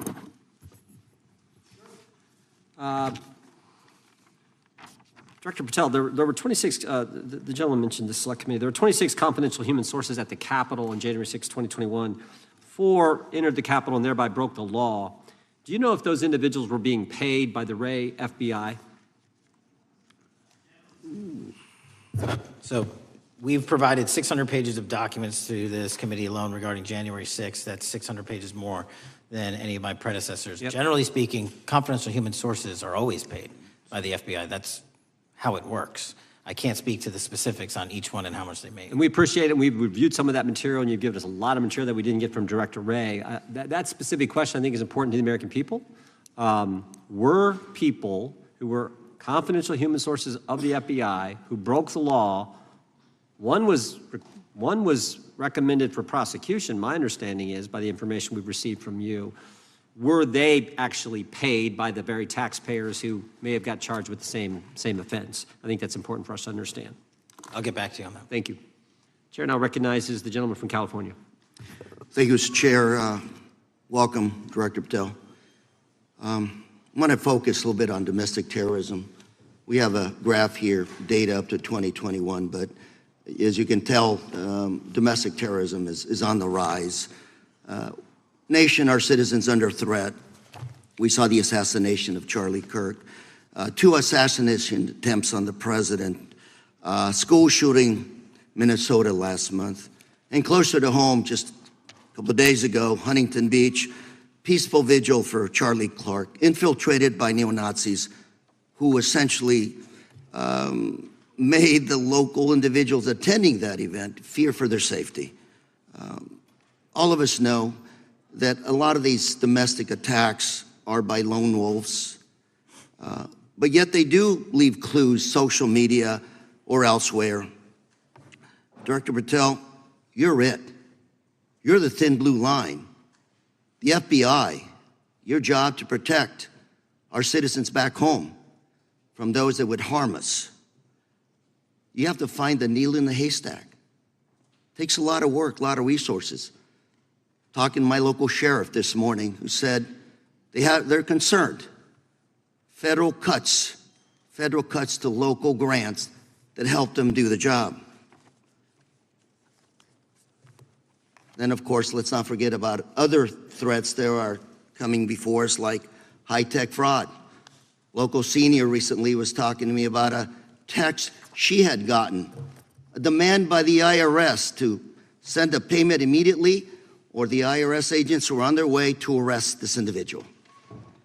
Pretty gutsy stuff by folks probably from Europe, North Korea, Russia, China, people, okay, going after those precious savings our senior citizens rely on. Yet the president's proposing a budget cut of $500 million or more to your organization, the FBI. You've said that that'll essentially equate to about 1,300 less jobs at the FBI. So I'm going to ask you essentially, what is it that we can do to help you do your job? Little concerned. Friday Night Lights. One of the events I love to do on Friday nights, go to the local high school football game. Sit there at the stadium and you always say, what if? What if? You're the thin blue line. Can you do your job cutting $500 million from your budget? Thank you, sir. I think we are doing our job, and the distinction is with the budget that we have, we are flexing more resources to the field. California is receiving the largest FBI plus-up of any state in the union due to that plus-up. They're not getting a reduction. No state is getting a reduction. Every state is getting a plus-up. And so I'm utilizing the money that we have to first plus it up. And the empty vacancies that we have, those haven't been filled in years, not under my leadership. Here's my concern. You're going to do well. You're doing more with less, is what you're saying. Yet we're about to vote on a budget that has $88 million more to protect members of Congress, the executive branch, and the Supreme Court. There's a contradiction here. Back on Main Street, we're saying you can do more with less, you can protect them with less money, yet here in Washington, we're saying we need more money to protect members of Congress. It's a little contradiction here, or maybe, sir, you ought to talk to leadership about coming in with your management style to protect the Supreme Court, Congress, and the administration. Otherwise, it's essentially a hypocritical situation. We need more protection, yet folks on Main Street can do with less. My concern is folks on Main Street. We also were, I think we received over $300 million in the big, beautiful bill, and we're also receiving pots of money from our interagency, so this sort of $500 million cut isn't entirely accurate. You're still getting cut $200 million plus. You're still moving your agents to do ICE work, so you are leaving a lot of bases uncovered. And I'm not going to be argumentative with you, Director Patel. I'm just saying, if that thin blue line does not hold, people on Main Street will pay the price. I agree with you, sir. And I just look forward to working with you because I am very concerned that these kinds of budget cuts are short-sighted, especially when my local sheriff calls me and says, we need more support, and we're looking at budget cuts. I'll work with you, sir. Thank you, Mr. Chair. I yield time. Mr. Chairman, I have another unanimous consent request. The gentleman yields back. The gentleman from New York is recognized for unanimous consent. I seek to introduce a December 2024 OIG report from the Department of Justice, which confirms the conclusion of the Bill Barr Justice Department that the so-called whistleblower, a disgruntled former employee of the Intelligence Committee, was not a credible witness, and there were no further actions taken. Without objection. Mr. Chair, I'd like to submit some items for the record. You bet. Gentleman from California. First one, Trump's deportation diverts FBI agents off child predator cases. Second one, FBI director backtracks on administration's proposed budget cuts. And number three, Trump administration says 70% of ICE detainees do not have criminal convictions. Without objection. Gentleman from Texas is recognized. Thank you. Director, earlier this year, the committee learned of new documents tied to the Crossfire Hurricane investigation and the Russia collusion hoax against President Trump. Your efforts in declassifying key documents tied to this investigation allowed the committee to acquire thousands of pages that it did not have previously. Did any of your predecessors make any effort to declassify these documents? Not to the extent we have. Did any of your predecessors share or leak any details that were classified at the time? There are ongoing leak investigations across the board at the Bureau related to this. I believe one of those is Mr. Comey, and I thank you for continuing that investigation. Among the declassified documents are the Durham Report Annex, the Crossfire Binder, and the Nellie Orr Criminal Referral. Could you summarize for those watching what we know about the Russia collusion hoax so far? Well, sir, I think the record will speak that the Russia collusion matter was perpetrated by a political party to go overseas and obtain information from a foreign intelligence asset, only to have that information, which was demonstrably false, turned over to the FBI, who walked into a federal FISA secret court and asked for a secret surveillance court order and lied to the federal court, and we know that because someone was convicted of it, and only to surveil the political opponent. So that is a massive scandal. We helped expose it. And in terms of the pages of productions, I provided 1,400 pages of production related to Crossfire Hurricane, and my predecessors have provided 0. I appreciate that, and I appreciate your courage and commitment to declassifying these important documents for our review, and hope that you'll continue with this commitment. Can we expect to see more declassification efforts regarding the Crossfire Hurricane and Russia collusion hoax? Yes. Thank you. I yield the remaining balance of my time to Chairman Jordan. Oh, I thank the gentleman for yielding. And Director, that's when it all started, right? The whole Russia, that's when it all began. And then it was Mueller, then it was impeachment, then it was Jack Smith and Fonnie Willis and Alvin Bragg and you name it. But it all started then. And that's why I think the gentleman from Texas wants to make sure we get all the information there. And I want to go back to when it was changed. We talked about this earlier. I just want to read to you what the CIA officer said to the House Permanent Select Committee on Intelligence, quote, Brennan refused to remove the dossier, and when confronted with the dossier's main flaws, he responded, yes, but doesn't it ring true? So that's what he initially said. And then when he was talking to this committee, he said the CIA was very much opposed to having any reference or inclusion of the Steele dossier in the intelligence community assessment. So on one hand, you got a witness who was there who said he refused to remove it even though he knew it was garbage. And then he's, on the other hand, telling the committee, no, we didn't want anything to do with it. It shouldn't have been a part of the intelligence community assessment, which we know it was. You know it was. You found that. Those are two entirely different stories. I think Mr. Brennan has some explaining to do, frankly, what happened there. And I think you said earlier that this whole thing, and I think you said to Mr. Gooden, this whole thing is being looked at as part of this grand conspiracy to undermine the president, whether it's Comey, Brennan, Clapper, former head of the Intelligence Committee, now senator from, whoever it is, that's all being looked at. Is that accurate? Yes, sir. Well, we appreciate that. And part of what's also being looked at, and I think the gentleman from Wisconsin brought this up earlier, what is a burn bag for, by the way? Generally speaking, the intelligence community obviously utilizes and possesses classified documents, but drafts of those classified documents and even ultimate finished products of those classified documents have to be recorded and or discarded.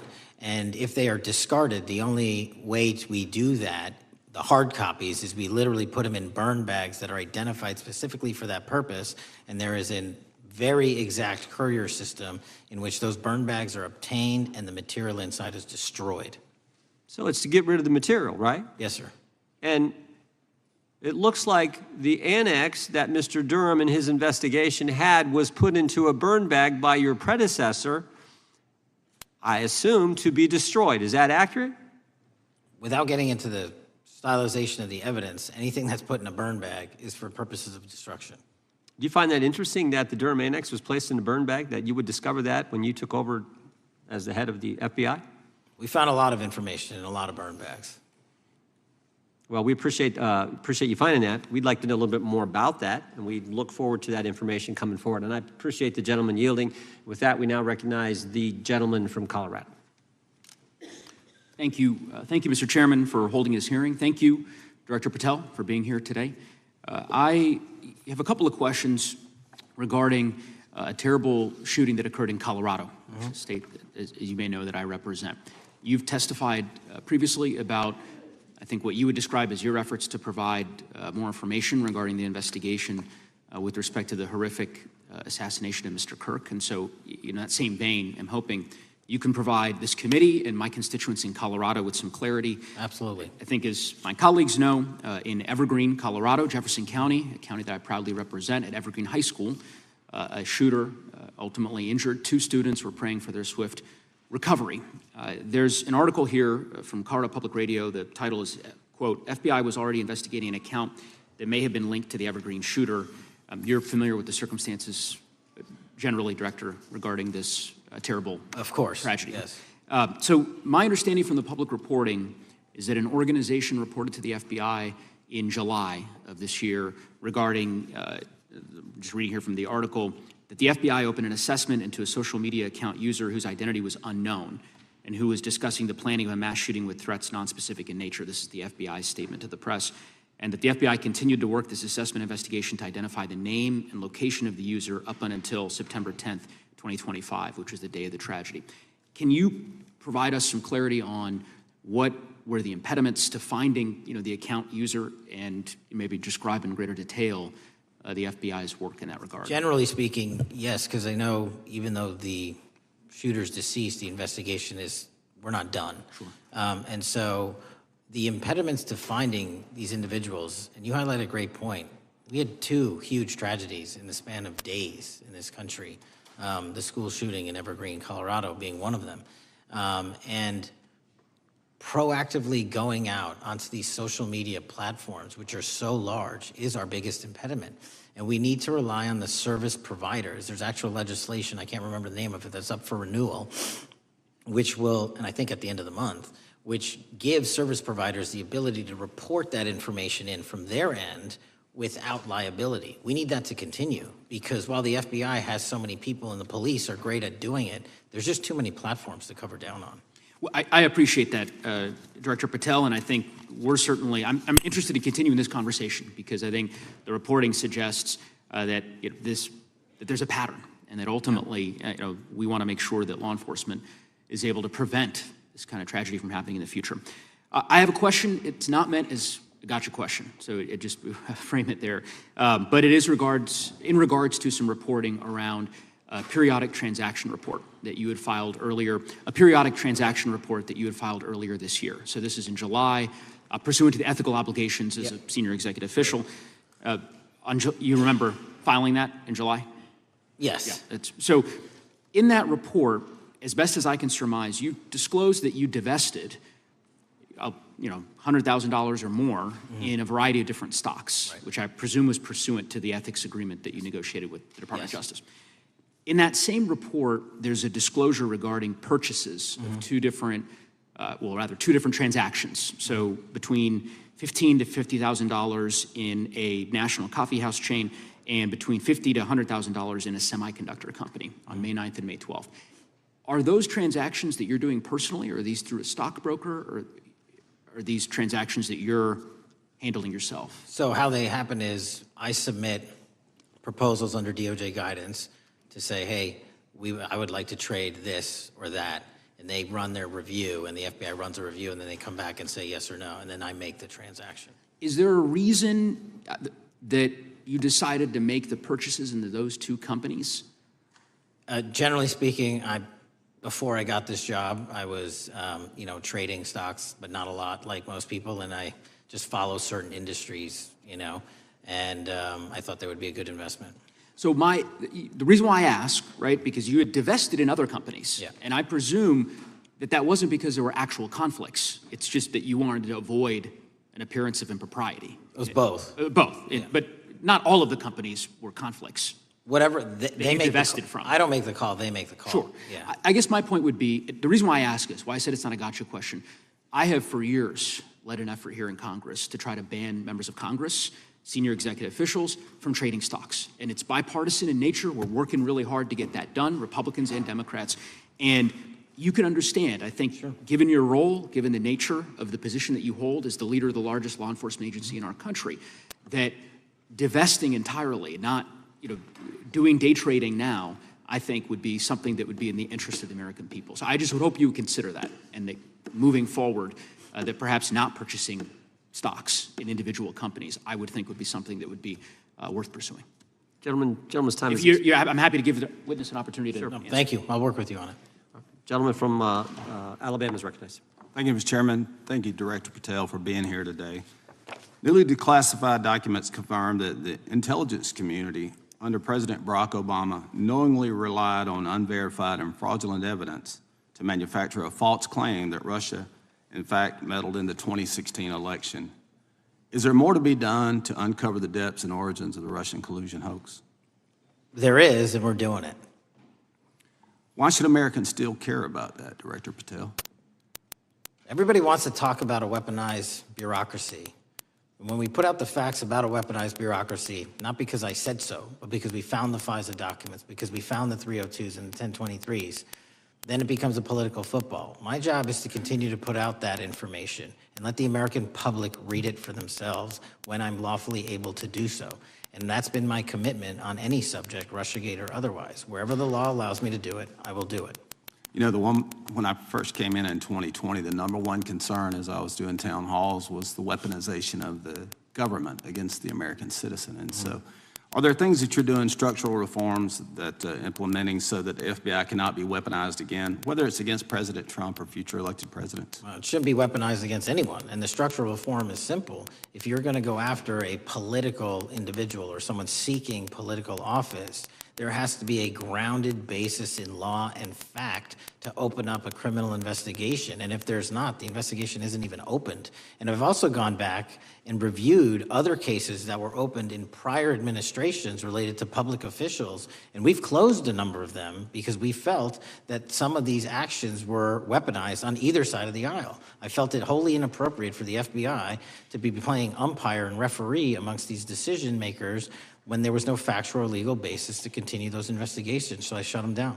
And I think that's so desperately needed because we need to restore trust in law enforcement and certainly in the DOJ and the FBI so that the American people don't fear the very government that's supposed to protect them. And so thank you for doing that. On August 11th, you released to the committee documents concerning leak investigations that began in 2017. Do you believe these leaks were accidental or were they intentional in order to influence public opinion against President Trump? When I can publicly make a final decision on that, either through a recommendation of charging that the DOJ makes or findings that I have, I'm able to do so, but they're still not complete. Why did the FBI under Director Comey want to undermine the Trump administration? I don't know. You'll have to ask him. Think it might have been political? How will Director Comey be held accountable for his leaks and classified information concerning the Russian collusion hoax? Well, anyone. Doesn't matter what you did before or what seat you were in. If you leak classified information, that's illegal.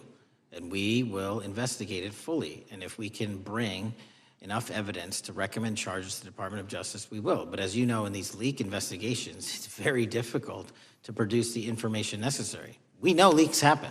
They literally happen every week. It's one of the most destructive things to this country.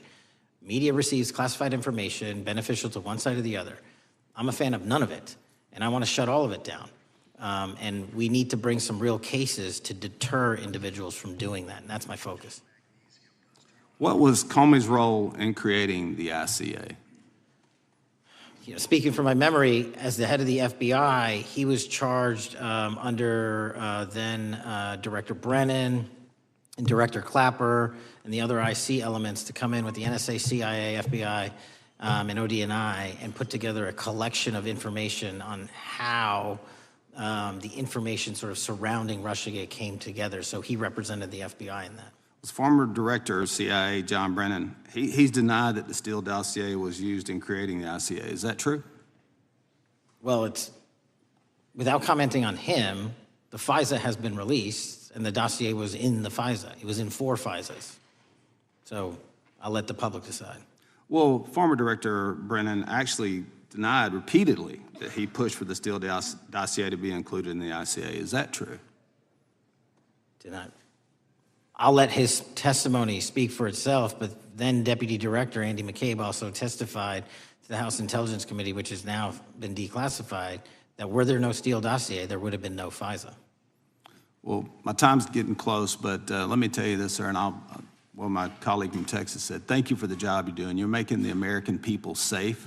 You're restoring trust in these agencies that so many of us had lost trust in. So thank you for the work you're doing. That thin blue line, you're doing a fine job, and we want to let you know we appreciate it. Thank you. God bless you.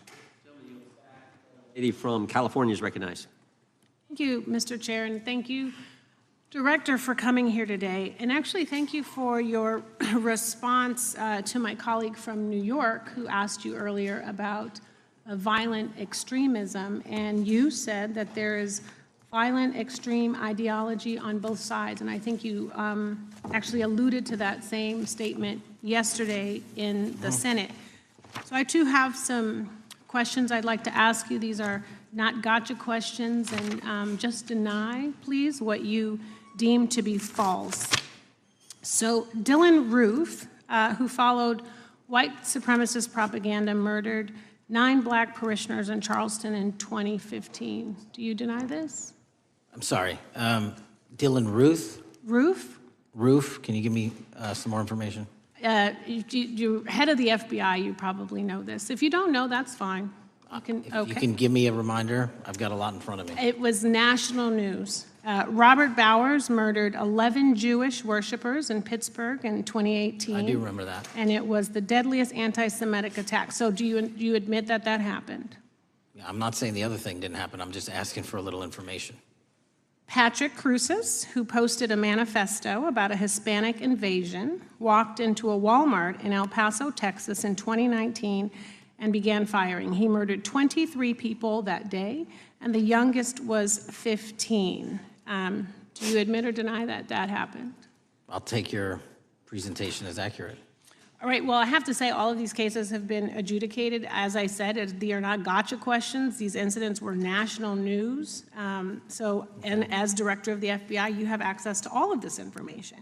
So in 2022, Peyton Grendon walked into a supermarket in a black neighborhood in Buffalo, New York, and started shooting. He murdered 10 people that day.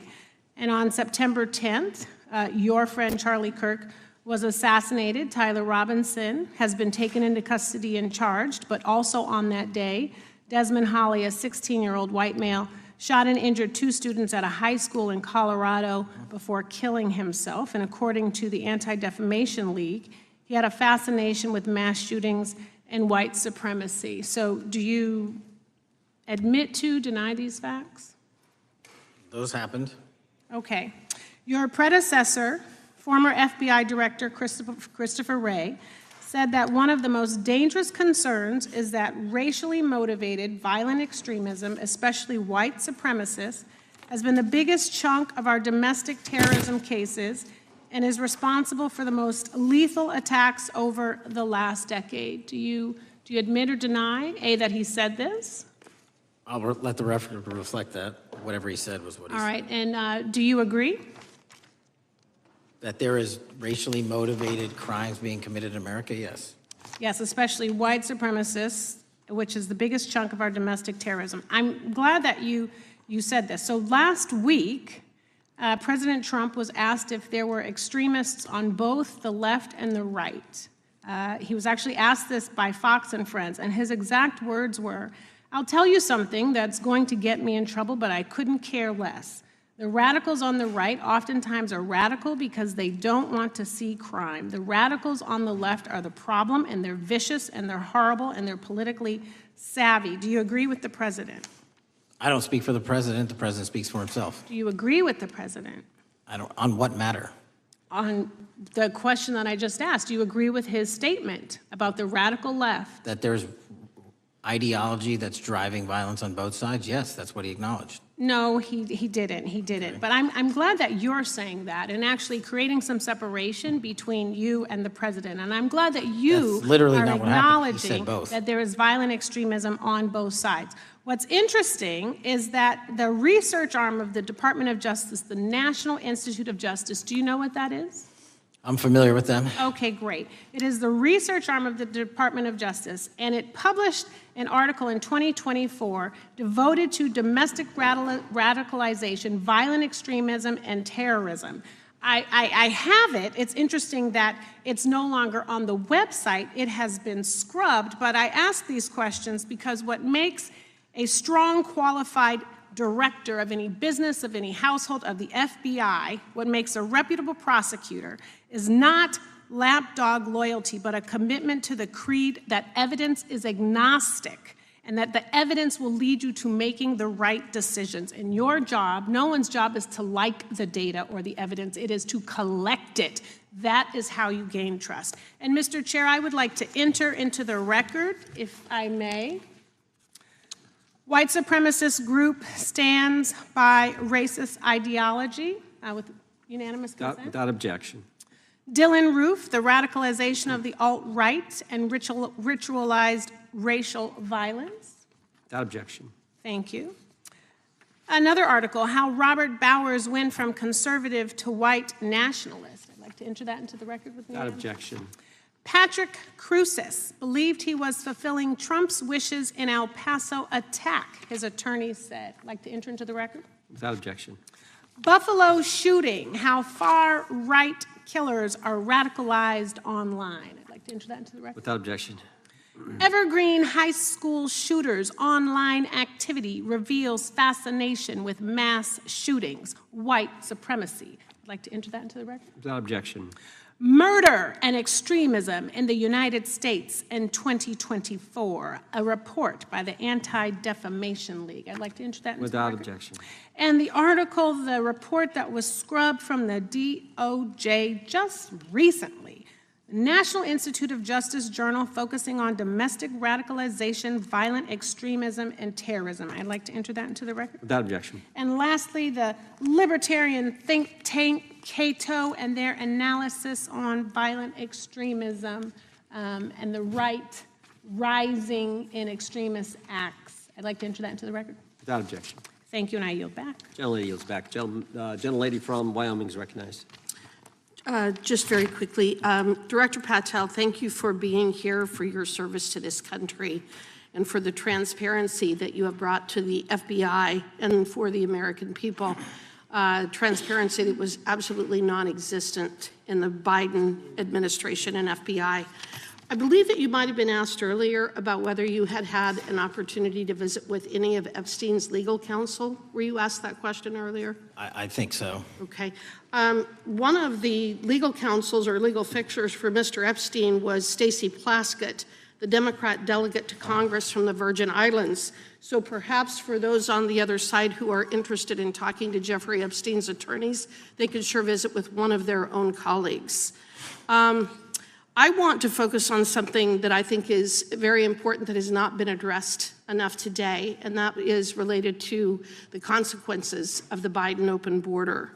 One consequence of the Biden border crisis is the impact that it continues to have on our tribal communities, with the cartels taking advantage of our open borders, the Mexican drug cartels, by infiltrating our reservations and bringing violence, drugs, murder, trafficking, and more. Last year, when I questioned the Attorney General Garland about what the DOJ was doing to protect these communities, he simply deflected responsibility and said that Congress had not appropriated sufficient resources for them to be able to protect our tribal communities. Mr. Patel, what is the Trump FBI doing to counter the drug cartel infiltration and other violent crime targeting our Native American communities? Thank you. It only took more than half of this proceeding to talk about one of the priorities that the FBI has, which is crimes on tribal lands. Every single crime that we have been talking about, whether it's child predators, human trafficking, narco traffickers, murder, they all happen on tribal lands as well. And I've said since the beginning, it is a priority, which is why we launched Operation Not Forgotten on tribal lands.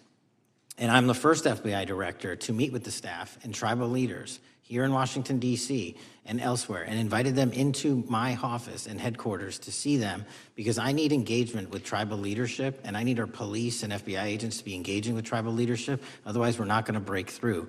We have 1,900 Indian country cases open right now. We've got 600 indictments this year alone. We cannot forget tribal lands. Every single one of those people lives in the United States of America, and it is an absolute priority to protect them and their children just as it is anyone else. So I think it's fair to say that what Mary Garland testified to, that the FBI and DOJ did not have the resources to address that. I think that was an absolutely false statement. Would you agree with me? It's a decision by him not to do so. That's not my decision. At the end of August, the U.S. Attorney and FBI announced that nearly 100 personnel representing members of the Safe Trails Task Force operated near Wyoming's Wind River Reservation to assist with reducing drug trafficking and illegal guns. Director Patel, you have routinely stated that it is your mission to partner with and strengthen local and state law enforcement partners. How does the task force and other FBI efforts bring tribal law enforcement into this process? The major problem with tribal lands is the sheer tyranny of geography and the amount of coverage that they have on land versus the personnel they have to do it. So what we've done is constantly surge resources to tribal lands across this country on a 30, 60, 90-day rotating basis, reporting back to us saying who needs more. And what we found is that most of these lands can be assisted by our counter-UAS program, our drone capabilities, and we're gonna do it because what's happening is the Mexican drug cartels are literally flying overhead, dropping their cargo, their narcotics onto this land where no one's looking, and then it's being disseminated to children, to youth, to adults on that land and killing them. And we got to stop it before it gets dropped off. Well, and your testimony proves that the Biden administration did not lack the resources to address drug and violent crime in tribal communities or around the United States. It instead expended and wasted these resources investigating parents, Catholics, we now find out Turning Point USA, the RNC, and Republican organizations, rather than protecting our Native Americans by closing the border. Is that fair? I think so. Wonderful, thank you. And I do appreciate the work that you've done in this regard. I was previously the chairman of the subcommittee on Indian and Insular Affairs with the Natural Resources Committee, and safety and security on our reservations and for our tribal members has been one of our priorities, one of my priorities, and I very much appreciate the work that the FBI has done. Let me know if there's anything else I can do to help you, and with that, I yield back. I will, ma'am. Gentlelady yields back. The gentlelady from Georgia is recognized. Thank you, Chairman, and thank you for coming in today, Mr. Patel. In the past few months, the country has experienced a string of horrific, high-profile attacks that have been motivated by racial hatred or political ideology. Shooter attacked the CDC headquarters, firing hundreds of rounds and killing a police officer. An arsonist set fire to the Pennsylvania governor, Josh Shapiro's residence, with the governor and his family actually inside. Minnesota House Speaker Melissa Hortman and her husband were assassinated earlier this year.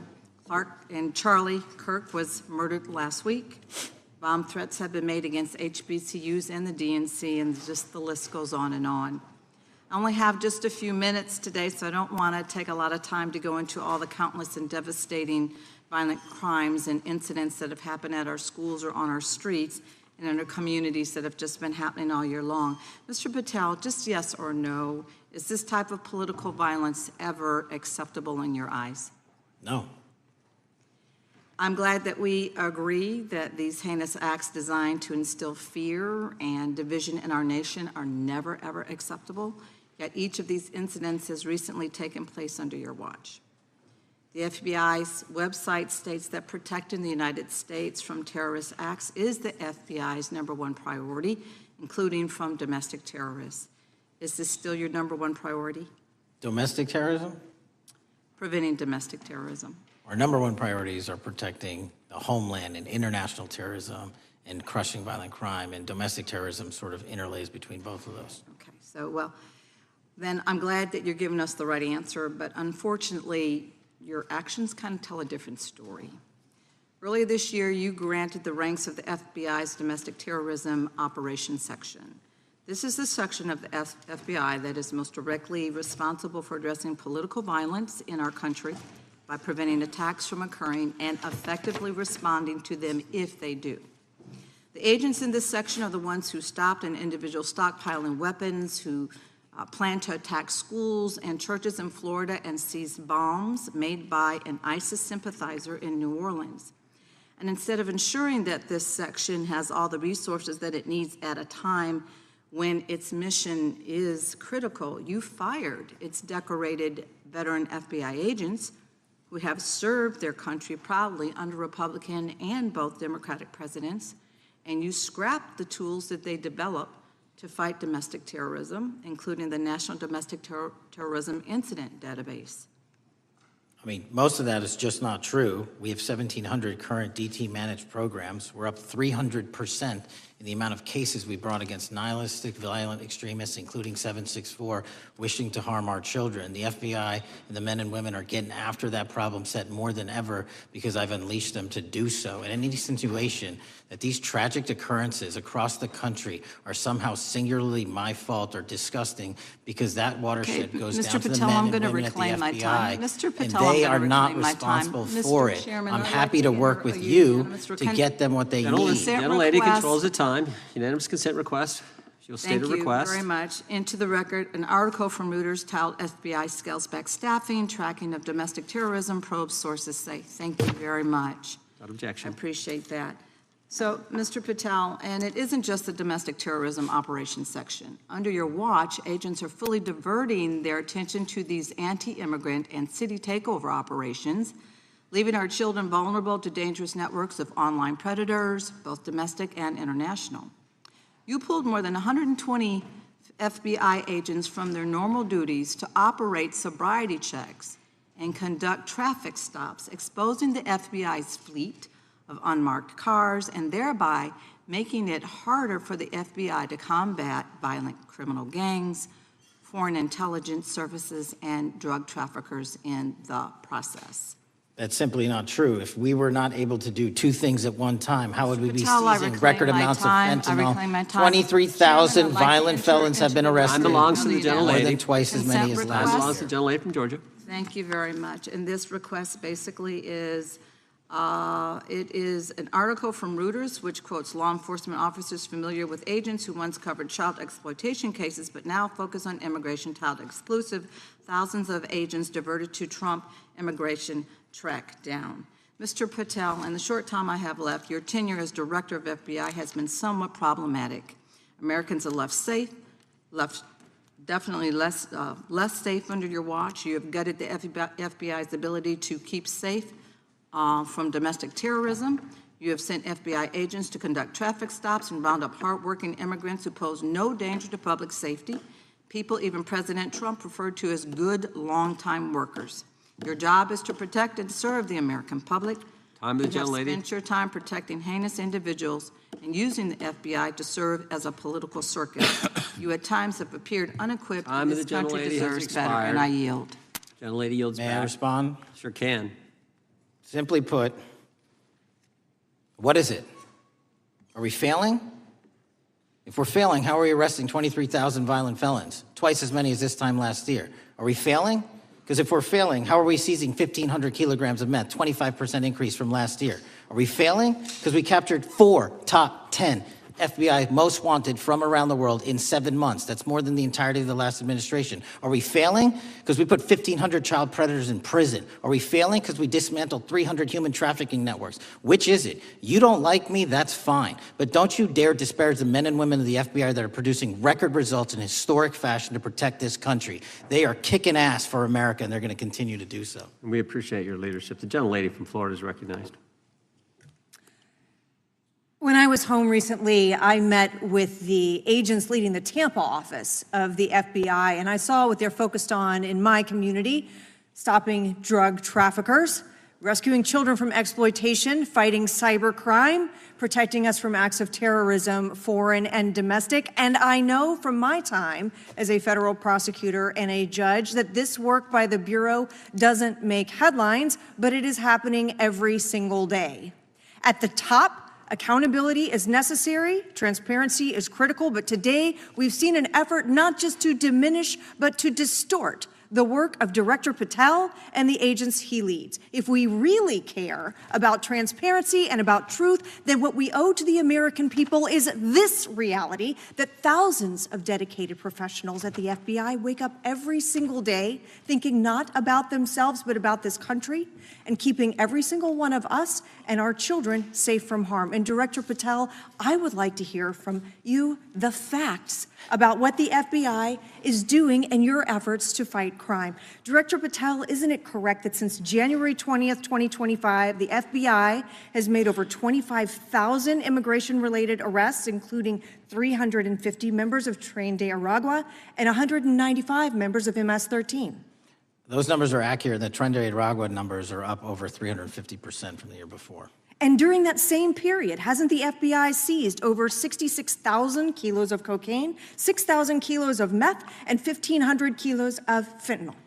Not to be nitpicky, but it's 89,000 kilos of cocaine and 7,300 kilograms of meth. And isn't it also true that the FBI Tampa Division's Panama Express Strike Force specifically seized nearly 67,000 kilos of cocaine valued at more than $1.6 billion from illicit maritime vessels? One of our best operations out of the Port of Tampa, and I was down there in South Florida when Panex did their work. Director Patel, since October 7th, 2023 Hamas attack, the FBI has been a co-leader of the Joint Task Force October 7th. Isn't it correct that this task force is actively working to bring justice for victims and to prevent terrorist infiltration at our borders? Yes, ma'am. Since January 20th, hasn't the FBI arrested 59 foreign intelligence operatives for spying or smuggling dangerous material into the United States? Yes, we have, and that's on track to be more than 25% than ever before.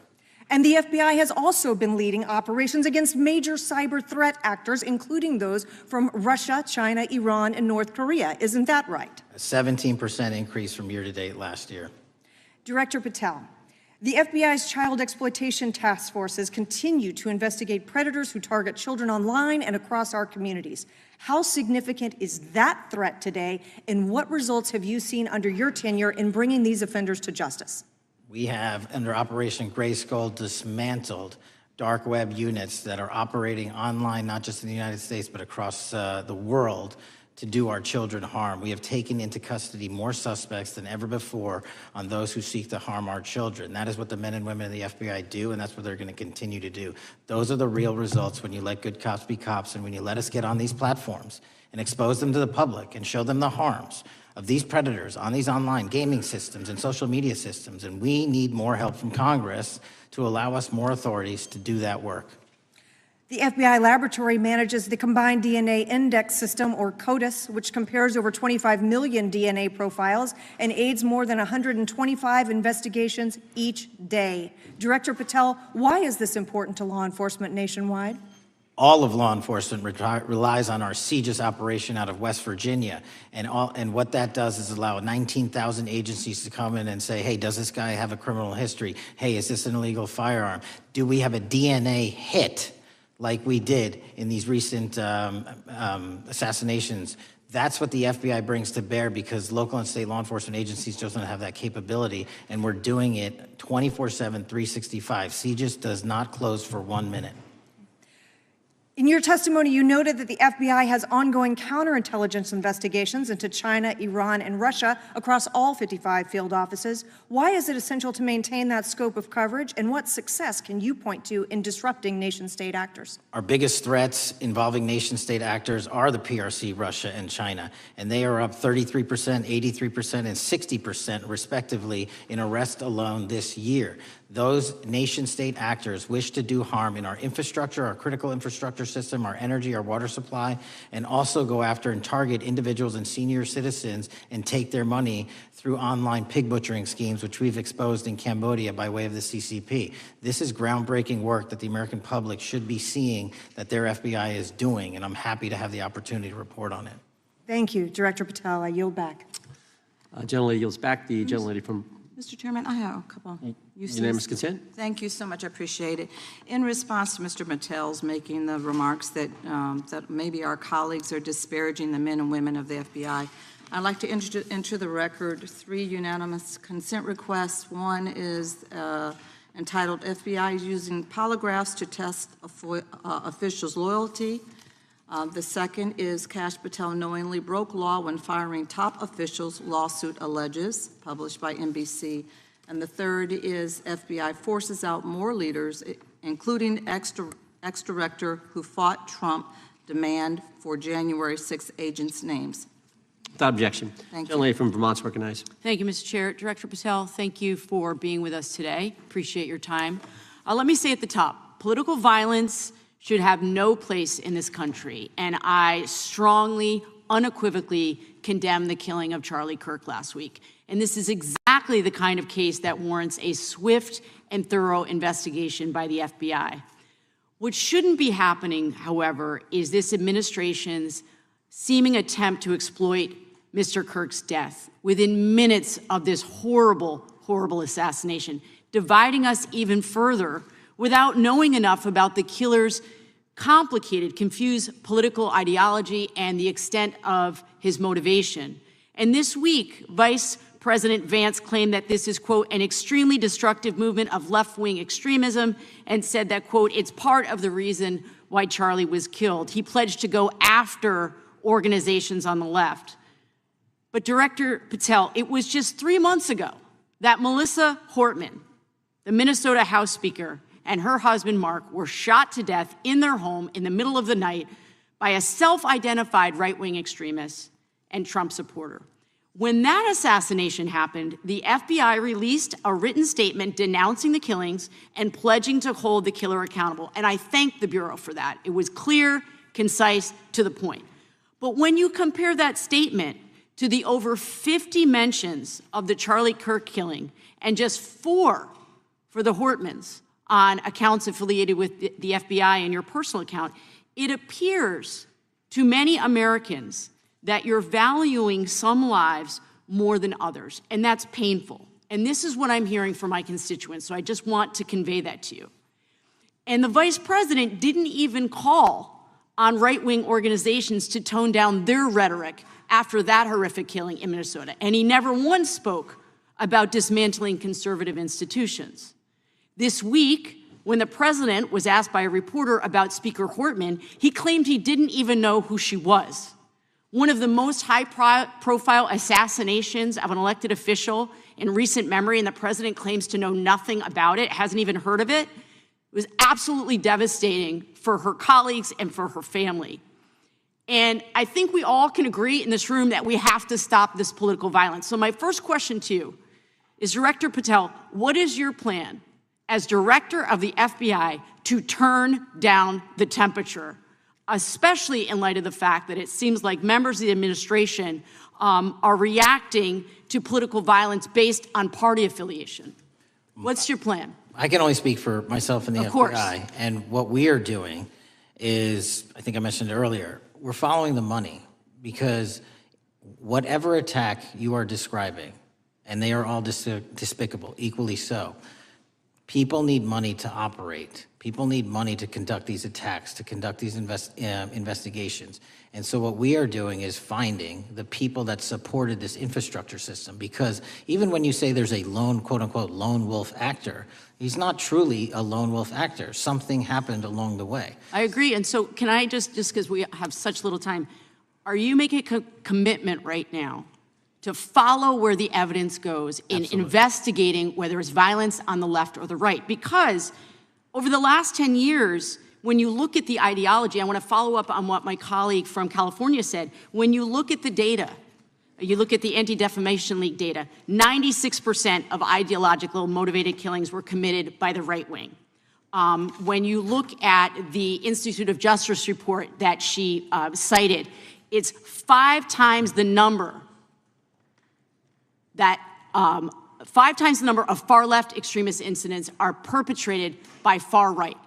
And it's been reported, and she mentioned this, that as of September 12th, 2025, just 2 days after Charlie Kirk's killing, that the DOJ removed that report from the DOJ website. That's why Americans are concerned that there seems to be a separate system of justice, that if you are a Republican and you are attacked, you will get the full weight and authority of the FBI in this administration. But if you are somebody serving in the Minnesota State Legislature and you are assassinated in your home, that the response is different. And I think to ignore the threats from the right or try to do a both and when there are multiple instances when it's overwhelmingly coming from the right, this is a disservice, because Americans want to know that whoever they are, whatever their political affiliation, that the response is going to be the same, and it is going to be done with the same diligence. And I'm wondering if you will commit to me right now that you will be a voice right now standing up to those voices in the administration that are adding to the violent rhetoric right now. That's what I'm asking you. Will you commit to this? Time the gentleman has expired. The gentleman can respond. My voice will be through the investigations that the FBI conducts, and we will conduct them all lawfully and equally. Can we expect in the future that your tweets in related to one killing will be the same level of concern? The gentleman from Texas is recognized. Thank you, sir. Director Patel, thank you for being here today, and most importantly, thank you for restoring trust and faith in the FBI, which has been severely eroded under the Biden administration. Thank you for your service and your continued service in this capacity. On April 7th, 2025, Charlie posted on X, "Assassination culture is spreading from the left. 48% of liberals say it would be at least somewhat justified to murder Elon Musk. 55% say the same about Donald Trump. And California activists are naming ballot measures after Luigi Mangione. The left is being whipped into a violent frenzy and set back. Whether losing an election or losing a court case justifies a maximally violent response," end quote. And unfortunately for Charlie, that reaction also came when they couldn't win a debate on a college campus. You cannot be intellectually honest and say that this problem is on both sides. It's not just what happened to President Trump, it's also what just happened to Charlie. We've gotten to a point in America where violence is encouraged. We have a former president of the United States that opens up his campaign in 2019, that's Joe Biden, by saying that his opponent is a, quote, existential threat to this country. Houston, we have a problem. People that you disagree with are not existential threats. They are not Nazis. They are not fascist. They are not racist. They are not deplorable. They are not irredeemable. They are your fellow Americans who have a different perspective on how government should run and what government should look like.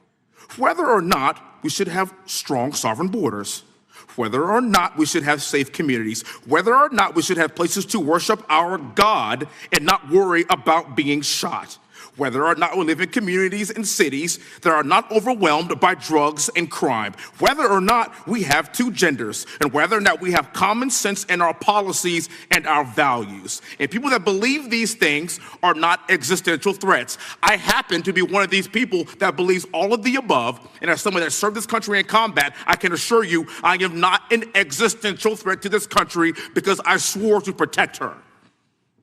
I also want to point out, how many cities have you seen burned to the ground since Charlie Kirk's death? 0. No summer of love, no riots, no nothing, no looting, no killing, none. We simply gathered and prayed for his soul, his family, and his country, because that's exactly what we represent. And while we might be angry, this righteous anger will carry on Charlie's message and legacy. I want everybody to know something very simple. Charlie is not dead because of what he said. He is dead because people listened. My time is limited, so I have a few questions for you, sir. And again, thank you very much for being here. I really appreciate your time and your service. In your experience in the FBI, have you noticed a precipitous rise in political violence and other associated crimes that you have been investigating so far this year? And if so, is this trend in motive left-wing or right-wing violence? I can always speak generally, sir. There is too much political violence, and it has been a precipitous rise on too many fronts. How do we solve this? We solve this by giving the FBI more authorities to go into and work with the private sector. There are too many online platforms. There are too many social media platforms. There are too many gaming platforms. There are too many places for people from America and around the world to get together without their parents knowing anything about it, without their school teachers knowing anything about it, and infesting the minds of our children and infecting them with radical ideology, and that is the root cause of these problems, and we must tackle it. It is not a 1950s America anymore. In 2025, the cyberspace needs to be tackled. Thank you. Switching gears, when your predecessor sat right there in that seat a couple of years, last year in a committee hearing, I asked him a very detailed question about Matthew Thomas Crooks, the shooter responsible for the assassination attempt on President Trump's life. I did get an answer from Chris Wray that day, and I submitted written questions to the FBI and into the record of this committee, and I want to resubmit those questions today because I think we are still awaiting answers to those questions. So, Mr. Chairman, I'd like to submit some for the record, please. I'd like to ask you, sir, and the FBI, under your leadership, would you please respond to these questions, and can you commit to doing that? As soon as the trial's over. Thank you very much. I will end with this. Charlie Kirk is not dead because of what he said. Charlie Kirk is dead because people listened. He set up a tent that said, "Prove me wrong," and exercised his First Amendment right. That's all he did. And we will continue to do so in this country in order to preserve this constitutional republic. And with that, I yield back. Thank you. Gentleman yields back. The gentleman from Florida is recognized. Thank you, Mr. Chairman. Before I begin, I want to caution my colleagues on one-sided violence in this country. We just heard that there were no riots on the right. We're literally sitting in the building where there was a giant riot by supporters of the president, the right. We also heard that only leftists, have said that Trump is a Nazi. In 2016, the current vice president of the United States said, Trump is either a cynical asshole or he's America's Hitler. And so this is the problem. I don't want to have to say this garbage, but you want me to sit here and get painted with one brush, the whole left. No, there are extremes on the left, and there are extremes on the right. And we collectively should tackle that.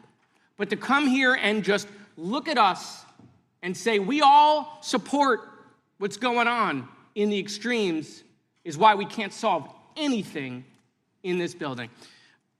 Director, let me say first, thank you for being here, and my condolences on the loss of your friend. And I'm happy to hear that you want to do more on the social media platforms. It's crazy what's going on the social media platforms. There are so many conspiracy theories on what's going on with Charlie Kirk. Israel assassinated him, right? There are conspiracy theories about your personal social life all day. It is totally rampant. Big names on the right, Candace Owens, right? Talking about how what's been released as far as the dialogue between the perpetrator and his roommate is manufactured by the FBI, manufactured by the administration. It is totally rampant, allowing foreign governments to just perpetrate these platforms, all of these bots, all of the time to weaponize Americans. You see what's going on here? This is a byproduct of all of that. What's going on in the streets is a byproduct of all of that. What's happening is you see people celebrate Luigi Mangione is a byproduct of all of that. And so if we want to do something, then we should talk about Section 230. We should talk about how we're going to make sure that we don't let foreign governments poison our children's mind. And so I will work with you on that, Director. I'll work with you on 230 any day. No problem. So now, that was the good part. I want to take your attention back a second, okay? Breaking news. Kash Patel is nominated to be the FBI Director. Dan Bongino is nominated to be the number 2 at the FBI. MAGA celebrates, rejoices, bells are ringing out. The team, Patel, Bongino, that sought out every podcast microphone to talk about the Epstein list. The names are finally going to get released. It begins. They produce white binders. Phase 1 with the podcasters. This is not actually one of them, of course. I made this. Your name's on it, right? And the names are going to come out. Pam Bondi says the list is on her desk. Then a memo comes out all of a sudden and says, there's no list. Oh, no. No Phase 2. Phase 2 binders never happen. You said the conspiracy theories around Epstein just aren't true. They never have been. And yesterday, in an answer to Senator Kennedy, you said the FBI is not in possession of any credible evidence that Epstein trafficked girls to anyone but himself. So according to your testimony yesterday and in this committee, according to the evidence the FBI has, the number of names on the list are 0. No, zero. The index has been released, and the number of people involved in that trafficking operation were charged in 2018. Other than Epstein and Ghislaine Maxwell, your testimony in the Senate and here is that according to the evidence you have, the number of other names is 0. That were charged based on credible evidence. Well, who are the other names? Give me the other names that weren't charged.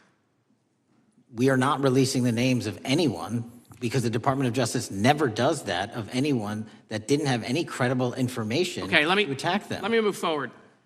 The president has, you've seen the picture of the woman's body with the writing and the president's signature. The president says that's not his.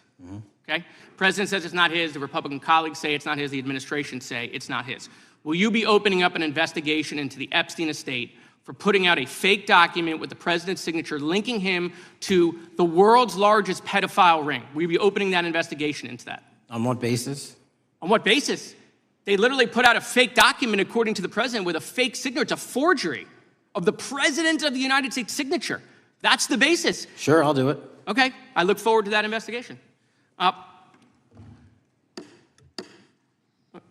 I over? Thank you, Mr. Chairman. I appreciate your diligence. Gentleman's time has expired. Chair now recognizes the gentleman from California. Director Patel, as you know, my state, California, is home to the worst public infrastructure failure in U.S. history, known as California High-Speed Rail, although the name is probably a misnomer. Earlier this year, I joined your counterpart at the Department of Transportation, Sean Duffy, doing a compliance review of the federal money the state has received, and the outcome was that the state has not complied with the terms of its billions of dollars in funding because it hasn't actually built anything. And so that federal funding has now been cut off, but a lot of us in California still have questions as to where all the money went. We're 17 years in to this project, and absolutely nothing has been built. Not a single bit of track has been laid. There are no stations. There are no passengers. And the plan initially was to have the whole thing, LA to San Francisco, done by 2020 at a cost of $33 billion. Yet here we are in 2025, nothing has been built. And according to the New York Times, the project won't even be completed this century, and the total cost is now estimated to be over $130 billion. So I just wanted to ask you, do you think this is something that bears scrutiny, or can you confirm whether there's any kind of investigation going on at the FBI? The FBI certainly can't investigate incompetence, but the FBI certainly can investigate and does investigate waste, fraud, and abuse. And so if we have any information that indicates that that happened in this situation or anything else, we'll look at it. Thank you very much. We've also, been talking some today about the issues that occurred at the border during the Biden administration. You might not agree with your predecessor on everything, but you probably would agree with some of the statements he made in testimony before this and other committees, raising alarms about the risk of terrorism from illegal border crossings. Since becoming director, have you gotten some insight into how well calibrated those warnings were, and what is the status of that risk now? Since becoming director, there's been a sharp decrease of border crossings for known or suspected terrorists from the southern border. But unfortunately, there has been a sharp increase of known or suspected terrorists entering through our northern border. And so what I'm trying to do is work with our northern border states and our interagency to tackle that problem. But it is an absolutely massive border that can't physically be sealed. So we're going to have to get creative and put more resources into that. And in a similar vein, there were over 500,000 unaccompanied children that crossed the southern border during the Biden administration. As we know, many were trafficked either through forced labor or sex trafficking. Do you have any insight as to what the scale of that problem was and how have things changed over the last several months? Other than what you outlined in terms of how it was described, I don't have any additional details. In terms of how many people are being trafficked into this country, especially unaccompanied missing children, that number has drastically reduced because the coyotes that smuggle these children for their criminal activity are the same ones that smuggle in narcotics, or the same one that traffic older age women. They're all interconnected, and because of the sealing of the southern border by this administration, that has come to a near halt. That is a very important point, that we have seen far fewer victims of human trafficking because we've finally prioritized border security. And by the way, you have children who are getting rescued because